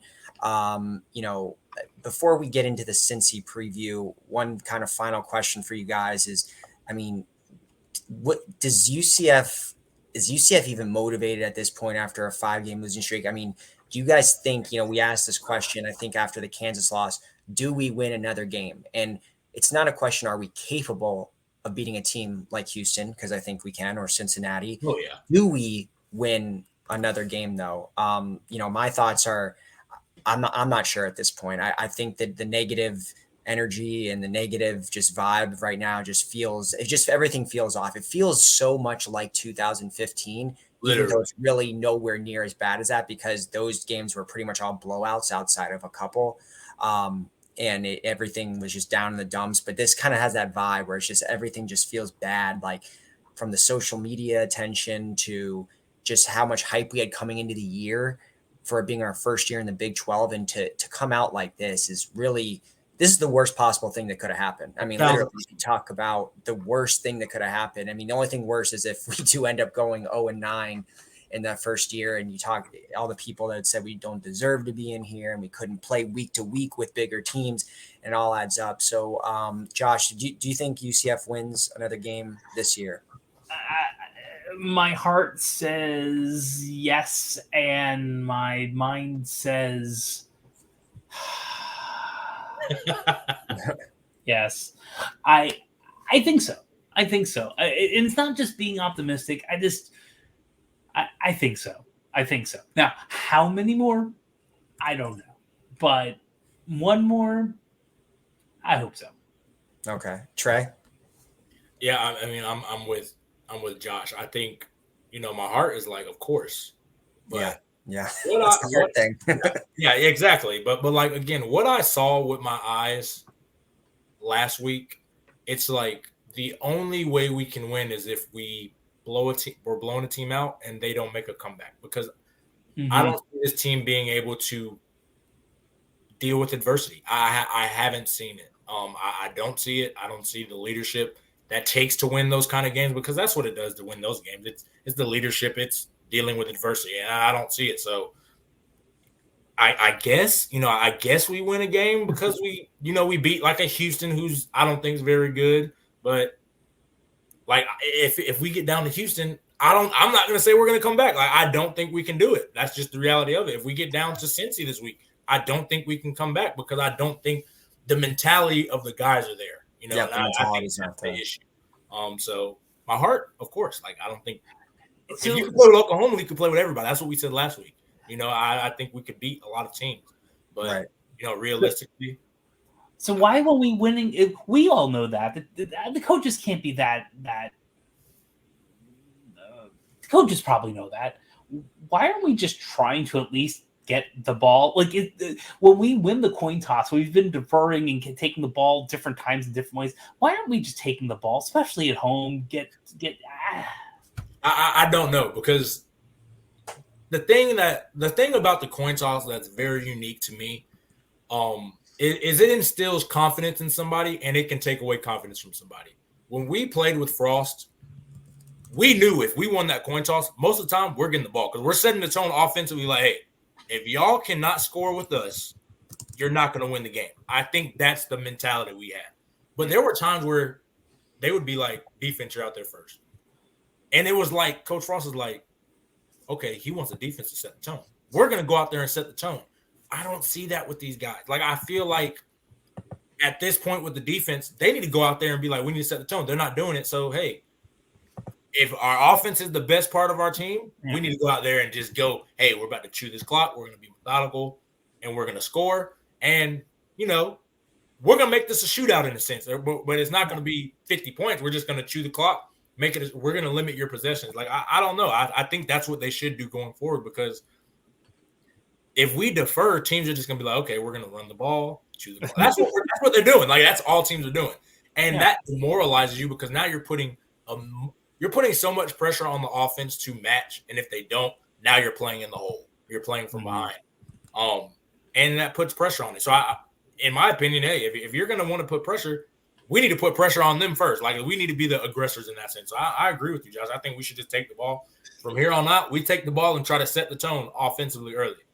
And whatever defense we get, hey, it's what we get. Yeah. Yeah, no doubt about that. All right, well, we've cried our mountain tears away. So let's get into the next game, which is this Saturday. We're playing an old foe here, Cincinnati, our first matchup against a incoming team instead of a hateful 8 team here. Going against Cincinnati, we are currently favored again. For some reason, UCF is favored. Feels like we've been favored in every game besides like Oklahoma. Yeah, right. But we're favored by 4.5. It is at Nippert Stadium in Cincinnati. And Cincinnati is arguably the only team, or is the only team that's more down in the dumps than us. They are currently 2-6. On a 6-game losing streak. Their last win was in week 2 against Pitt, and they're also the only other winless team in the Big 12 along with us. So you talk about a game where you could end the losing streak. I mean, both teams at this point, someone's going to win this game. So someone's losing streak is ending this weekend. We're hoping it's UCF. The Bearkats are led by former Gators quarterback Emory Jones, who we know well from playing in the bowl game a couple of years ago. They're unfortunately though they are like some of the teams we've been playing recently with a very good rushing offense. They're third in the conference. They're top 6 in the country in rushing yards. So they are running the ball really well. They have like 4 guys that have rushed for over 200 yards. Their passing game is pretty pretty towards the bottom, actually, like 4th worst in the conference. Emory Jones is doing okay, but his stats look a little bit better just because he's a dual threat guy. He's 2nd on the team in rushing yards and I think has 3 rushing touchdowns as well. But they're not good. They're down in the dumps like we are. So this is really the closest thing we have to a rivalry still. We had some bad blood with them in the conference, had some great battles with them in the American. So it is kind of cool playing an old foe after playing all these new guys. But let's preview this game. So, Trey, since you were already on the screen before, what are your thoughts going into this game against another really top rushing offense, one of the best in the country, but statistically at least? Yeah, I mean, I'm going to sound like a broken record anytime we play these heavy running teams. If we can't stop the run, it's going to be a long day defensively. Offensively, I think, again, I think there's a formula for this team to be successful, to play clean. It's the Oklahoma game. That's the perfect way versus these top teams, these Big 12 kind of teams, this Power 5 football. We got to play ball control offense, which means running the ball effective, not turning the ball over. And on defense, we're going to have to stop the run. If we can't do that, we're going to struggle. We could lose to Cincinnati because, again, they will run the football. They're very good at running the football. With Emory Jones, he's a dual threat guy, and their other running back who, like you said, I think they have 3 or 4 rushers over 200 yards. So they're going to try to run the football. I think we all know what Emory Jones is now. Even when he was at Florida, and even now, he's not going to kill you in the pass game. He's just a dual threat kind of guy who can make plays with his feet. Otherwise, he's pretty much just a game manager. So yeah, I mean, if we can't stop the run, it will be very similar to these last 5 games that we've played, that we're not going to be able to stop anybody. And if we turn the ball over, we're going to lose. If you give both of those things, we're going to lose. If we have any chance, we can't turn the ball over, and we have to at least be able to slow down the run. If we can't stop it, we have to slow it down some kind of way, whether that's just putting everybody in the box and saying throw it, or it's just a new scheme they implement, something. But we cannot just let teams run the ball down our throat, and we can't just have turnovers.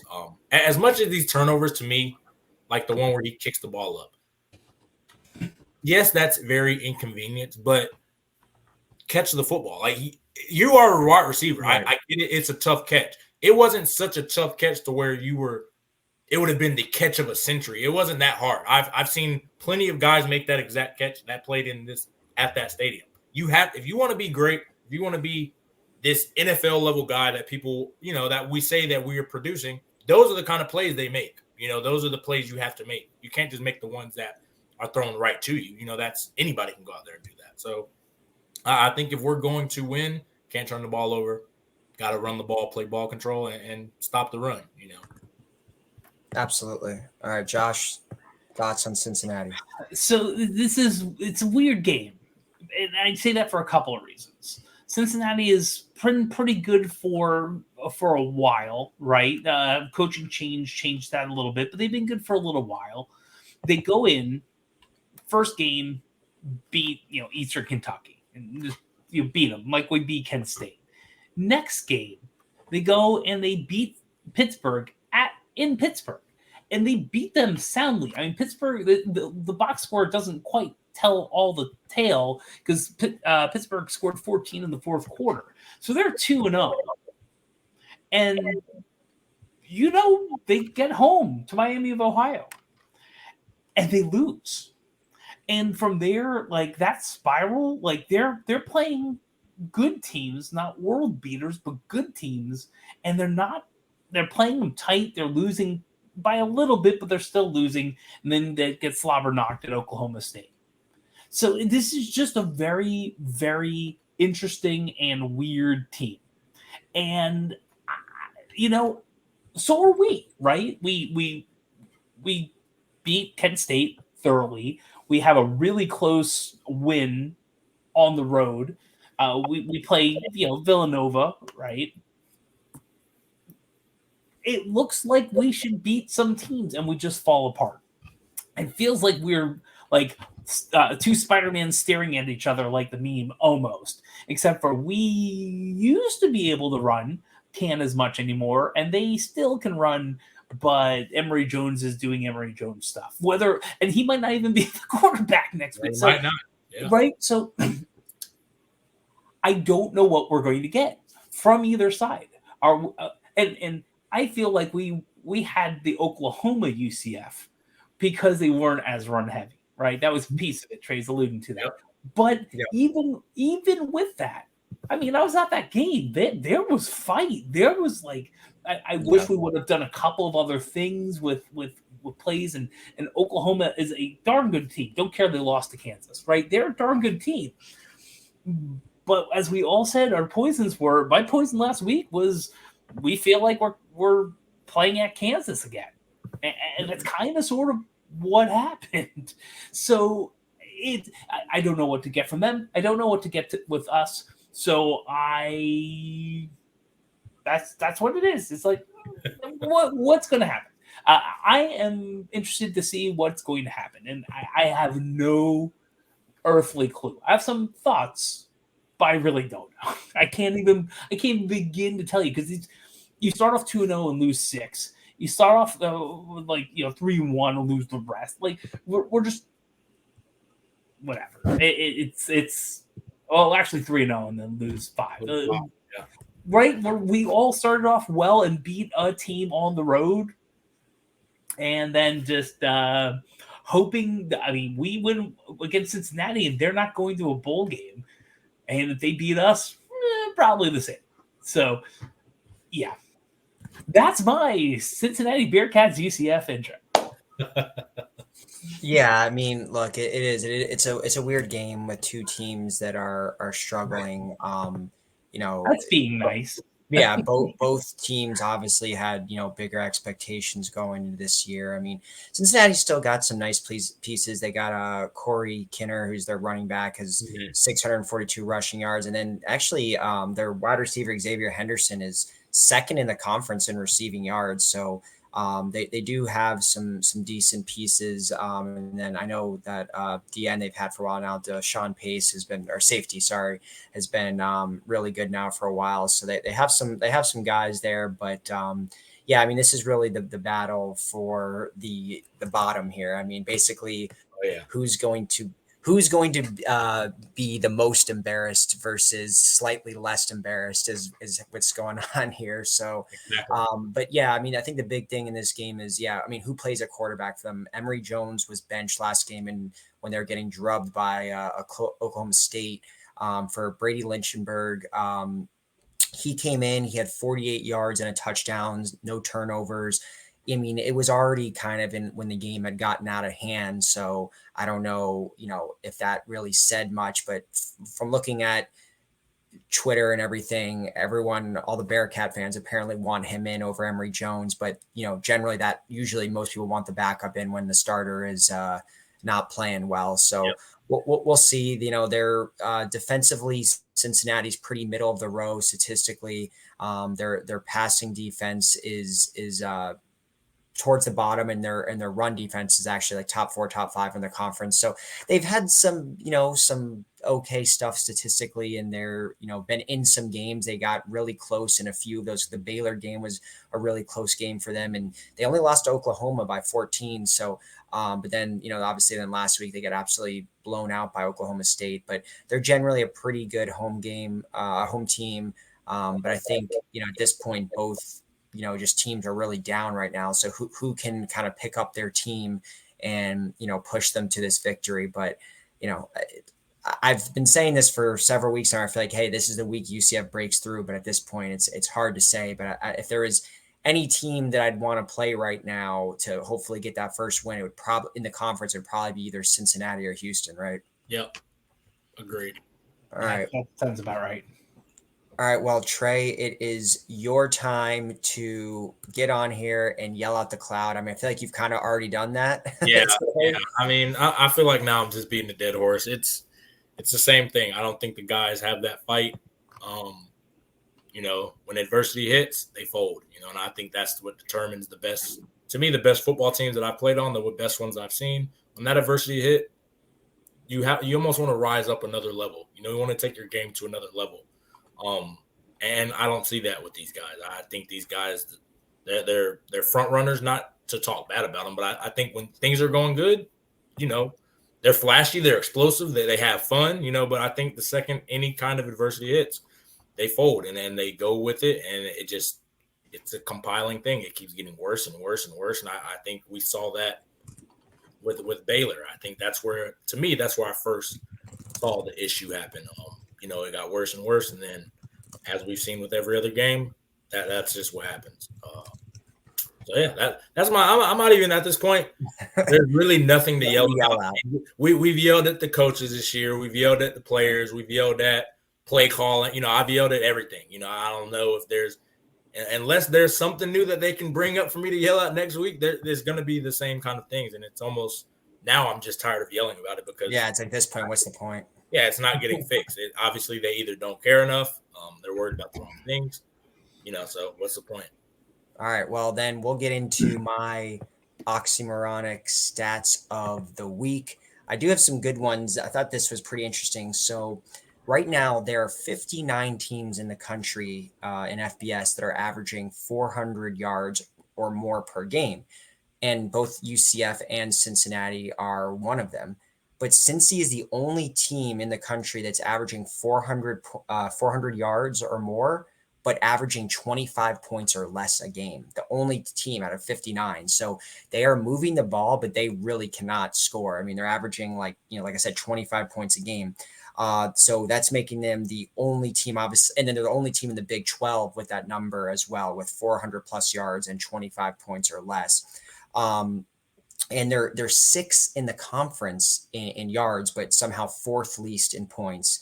And then they're sixth in the country, like I said earlier, in rushing yards, but they have the sixth least rushing touchdowns in the country. So they are moving the ball, in the middle of the field and between the 20s, but they are not scoring in the red zone or just not scoring in general. I think they only have like 6 rushing touchdowns on the season. So pretty crazy that they can't punch the ball in. They have the second worst passing defense in the conference, but the fourth best rushing D. And then the final stat I'll bring is their kicker.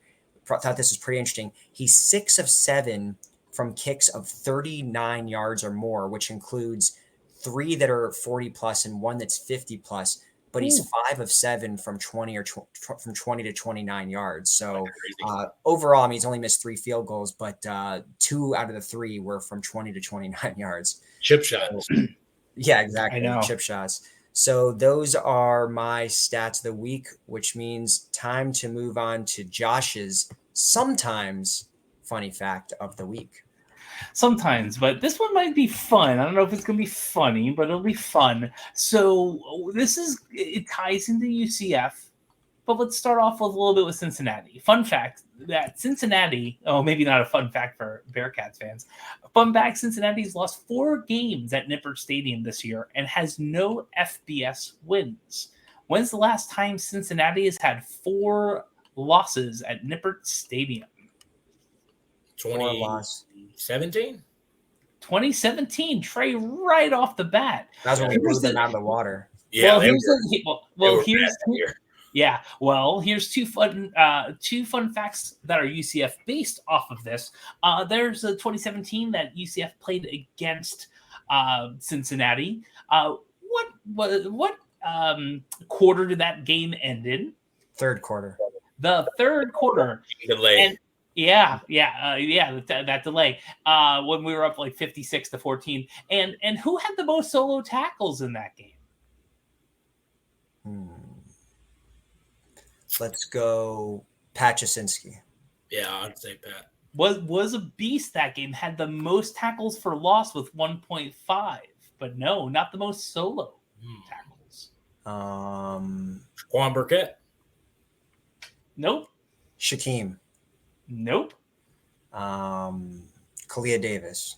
Or no, he was This should be an easy one. How about Tristan Hill. Jemias Pittman? Nope. If you think I do not remember me. Did I lead the league that game? You led with the most solo tackles. Pat we had walked the most over the obvious there.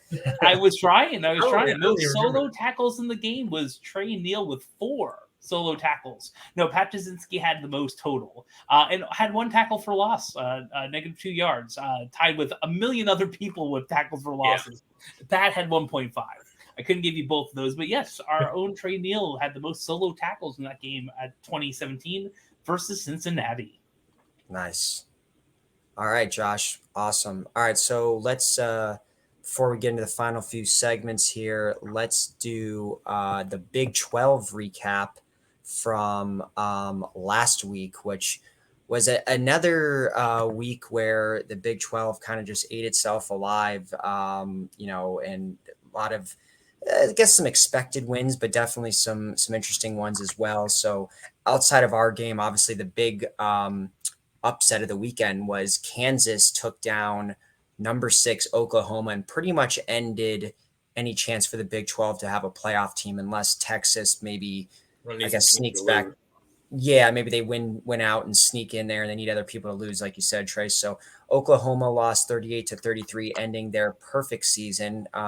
Classic Kansas, just to do a random upset like that. Then you had Kansas State beat Houston 41-0. So at least we have that going for us. We didn't get shut out by Kansas State.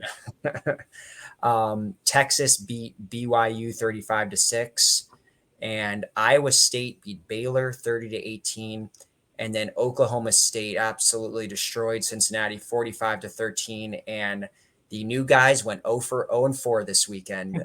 So another bad weekend for the new teams.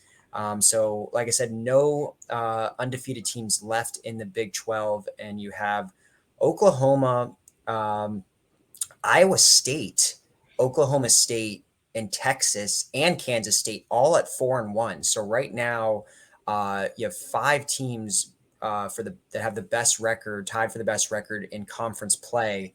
And then OU and Texas have the best overall record at 7-1. But depending on how some things shake out, it's not a guarantee it's going to be OU versus Texas in the conference championship. So it'll be interesting to see how that plays out there. All right. Let's get into the other UCF sports updates. Josh, if you want to tackle that. Absolutely. So we have UCF men's soccer. They're still the number 1 team in the nation. They beat Georgia State in a tight one, 5-2. That was almost an old score. That's 3-2. And the 5 that was popping in my mind, I believe they have at least 5 straight wins. And some of the tickers, you see the W's along the line when you're looking at soccer. They have 5 W's right now. The next one is the regular conference, the final game for this conference season that is happening on Tuesday night. Might be the night you're listening to this podcast. Some great signs up at UCF when I was driving in campus right towards the stadium today. That's senior night. It's James Madison. Then we will be on to the Sun Belt Conference Championship starting on November 5th, which will be impressive with Marshall and West Virginia and us all being probably top 10 teams during that championship. So that will be wonderful.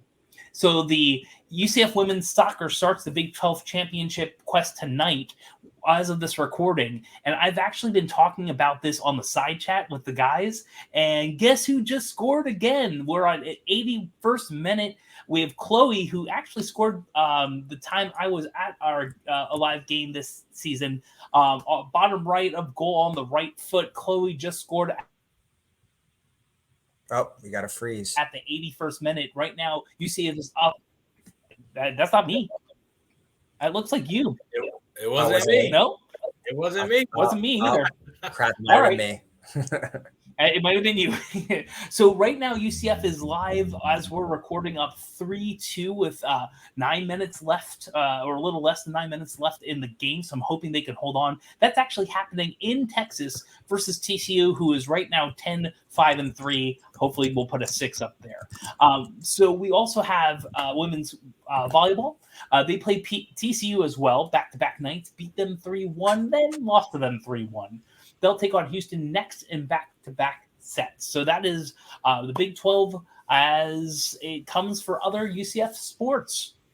Awesome. Well, exciting time right now for some other UCF sports, with the men's soccer team being number 1 in the country, and then conference championships about to start in multiple sports. So we'll obviously keep you guys updated on that. All right, guys, let's get into the final segment of the day, which is our Week 10 score predictions versus Cincy, plus reviewing last week's scores that we all predicted and our pick our poison. So Trey, I will start with you, but first let me actually get into what we all predicted. So I had UCF winning 34-27. Josh went a little crazy there and had UCF winning 45-27. Right, Trey but went, flipped. Right, but flipped. Yeah, right, but flipped. Right, exactly. Trey, you had it 34-30 and Roger 42-32. So we're all wrong, although Roger would probably disagree with me and just say it's all about whatever the score is, even though we all picked the wrong actual team. But Trey, so we're all wrong, but Trey, what do you got for your score prediction versus Cincy and your pick your poison?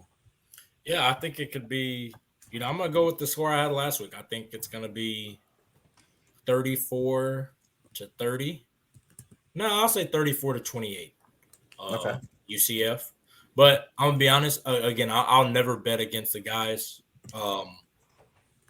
just because I always want them to win. But I'm not feeling very confident. I think styles make fights.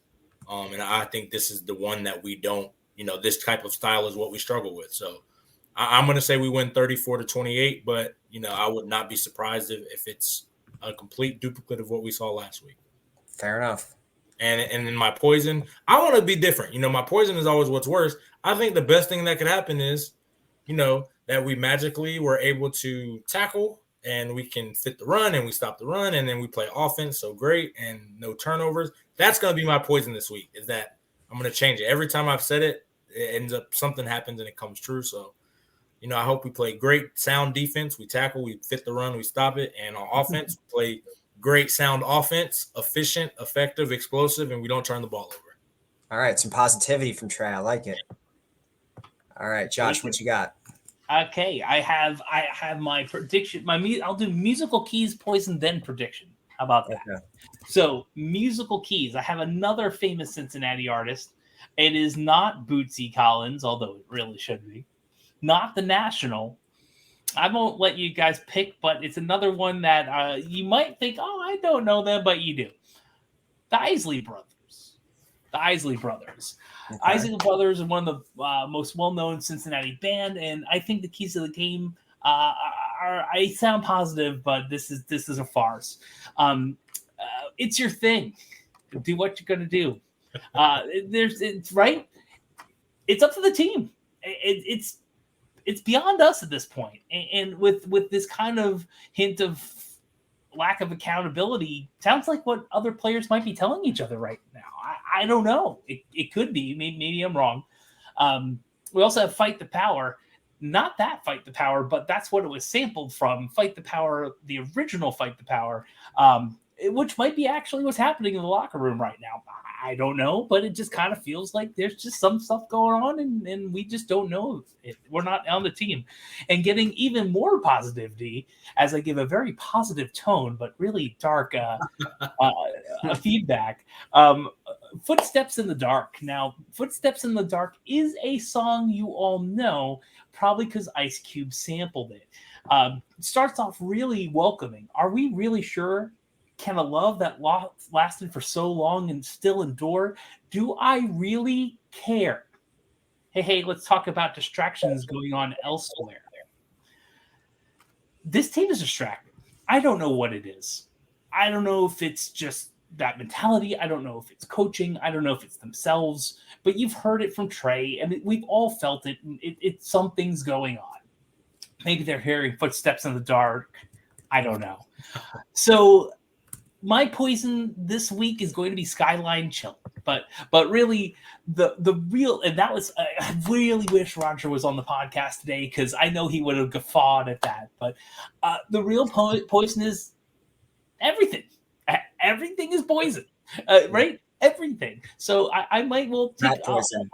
Right, everything. So the only thing I can do is kind of hope and kind of be on that trace. I like, oh well, like the light switch turned on, and we stuffed these guys a couple times, and hey, we don't throw an interception off of someone's helmet, off of someone's elbow, then onto someone's Adam's apple, and then right into the breadbasket of a defensive lineman for some odd reason who runs it in at 360 and scores. With all that being said, my prediction, I don't know why, but 31-21 UCF. Don't ask me. I don't think there's any way it's actually going to happen, but just like the last couple of weeks proved me wrong. It's still Cincinnati doing so poorly. Like, how can we lose this game? And that will be the drop when we lose this game. Yep. There's some other Cincy podcast right now that's predicting the same thing. They're like, I don't know if we're going to win, but screw it. It's 31-21 Cincinnati. All right. All right. So Josh went with 31-21. What was that? It's like Nay Teal or something in the Cincinnati podcast. Exactly. All right. So since Roger's in here and he gave me the 72-3 prediction last time, I'm gonna go 68-3 Cincinnati as his prediction because he's got family in Cincinnati, so that will just make him mad. So we might as well just go with it. Exactly. But as far as my prediction, both teams, at least UCF, we know is really bad on defense, and since he's having trouble scoring. And since he's not been good, they've been getting blown out. Both teams are in the dumpster now, but I'm feeling like a oddly low scoring game, even though both teams are pretty bad defensively. I'm just feeling like a weird, both teams are maybe trying so hard to maybe play conservatively because they both want this win and want to get the heat off their back that I don't know. I think they play not freely or anything like that. So I'm going to go 19-16 UCF. Wow. That's super low. Yeah, I don't know. I'm just feeling like a weird low scoring game. I don't know why. 8-5 or something. Make it a baseball score or something. That's yeah, I don't know. It just feeling like a weird low scoring game to me on the road. I don't know. I'm getting that vibe. So that's what I'm. My poison. I mean, it's easy to just say what is Nick Saban's quote? Rat poison or whatever. I mean, it's just everything feels kind of off right now. I mean, if I had to pick one, it'd be if Emory Jones, I have no idea if he's starting, but if he is, because I don't know anything about this other quarterback, but if Emory Jones does start and he just looks like, Aaron Rodgers against us and is just running all over us for, whatever, 200 yards. And he looks somehow amazing in the pocket because our defense is so bad that it just allows him to look good. That would be my poison just because every other team has taken advantage of his weaknesses. And, for the most part, his job's been called for most of the season. So if he comes in and lights it up against us, that would be really, really disappointing for a quarterback that's had to transfer now, 3 times and hasn't really found a home anywhere. So that would be my poison. But I'm gonna, my heart's going with a narrow UCF win. Nice. All right, guys. Well, that was another good episode. Any final thoughts that we may have missed, or anything else you want to add before we say good night?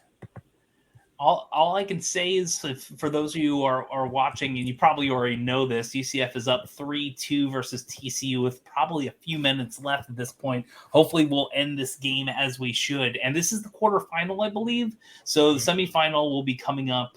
If we win and hold on, hopefully we should, probably we'll learn more in the next podcast. But I'm really excited to see what's going on with non-football sports, which is sad because it's been a while since we've been we're done with football. Football's on. It's probably truthfully been since 2015. Yeah. Right? 2016, maybe 2016 in that bowl game, but life happens, right? But it's been a while since I'm like, I don't care. I'm kind of getting that point. I will say, if we lose the Cincinnati game, we are not winning another game in the rest of the season. I think that's going to be. I agree. I think this is the tipping point. I think and the way we lose it, if we get blown, there's going to be a problem. Like that's it. And I don't. We don't donate enough to have any say, but I will say this might be the straw that broke the camel's back, and I hope not, but maybe. Well, the one nice thing that you have when you're this bad is like you just start accepting that it's like over and there's nothing, there's no hope, there's nothing to play for. We're past that curve, We're in acceptance on the downhill. This is the game that's like, because if you win this game, it's like, oh, wait a minute, all right, we just need 2 more wins to get to a bowl game, and you start tricking yourself, and you start convincing yourself. Hey, and you're like, okay, Houston's an automatic win. That's 5. We just got to upset Texas Tech or Oklahoma State, and we're good. Hey, that's possible. We'll be at home like that. Yeah. They need to trick themselves. I agree. I think they need that. I think that they need some type of like, okay, we're not losing the rest of these, right? And I'm seeing 90 on the play clock over this soccer game, so I think we're done. I'm waiting for it to call it on the stats, but So nice. That's really all my final thoughts. Like this is final. UCF won 3-2 against TCU in Texas. Nice. Going to the semifinals next, which is wonderful. I just. That's why I'm wearing the dancing shirt. I'm not even wearing UCF shirt. I'm going for the dancing shirt because I'm thinking NCAAs. And if we win more than maybe the 4 games, Ben, 3 to 4 games that Ben was talking about, who knows? Who knows? Yeah. All right. Well, that's I think that's going to do it for us tonight. We appreciate everyone tuning in. We'll be back next week to give our thoughts on the Cincy game. Hopefully a win. And previewing the following week. So with that, good night, everyone. Make sure to like, subscribe, and charge on. Grind. Well, and grind. What? Seriously?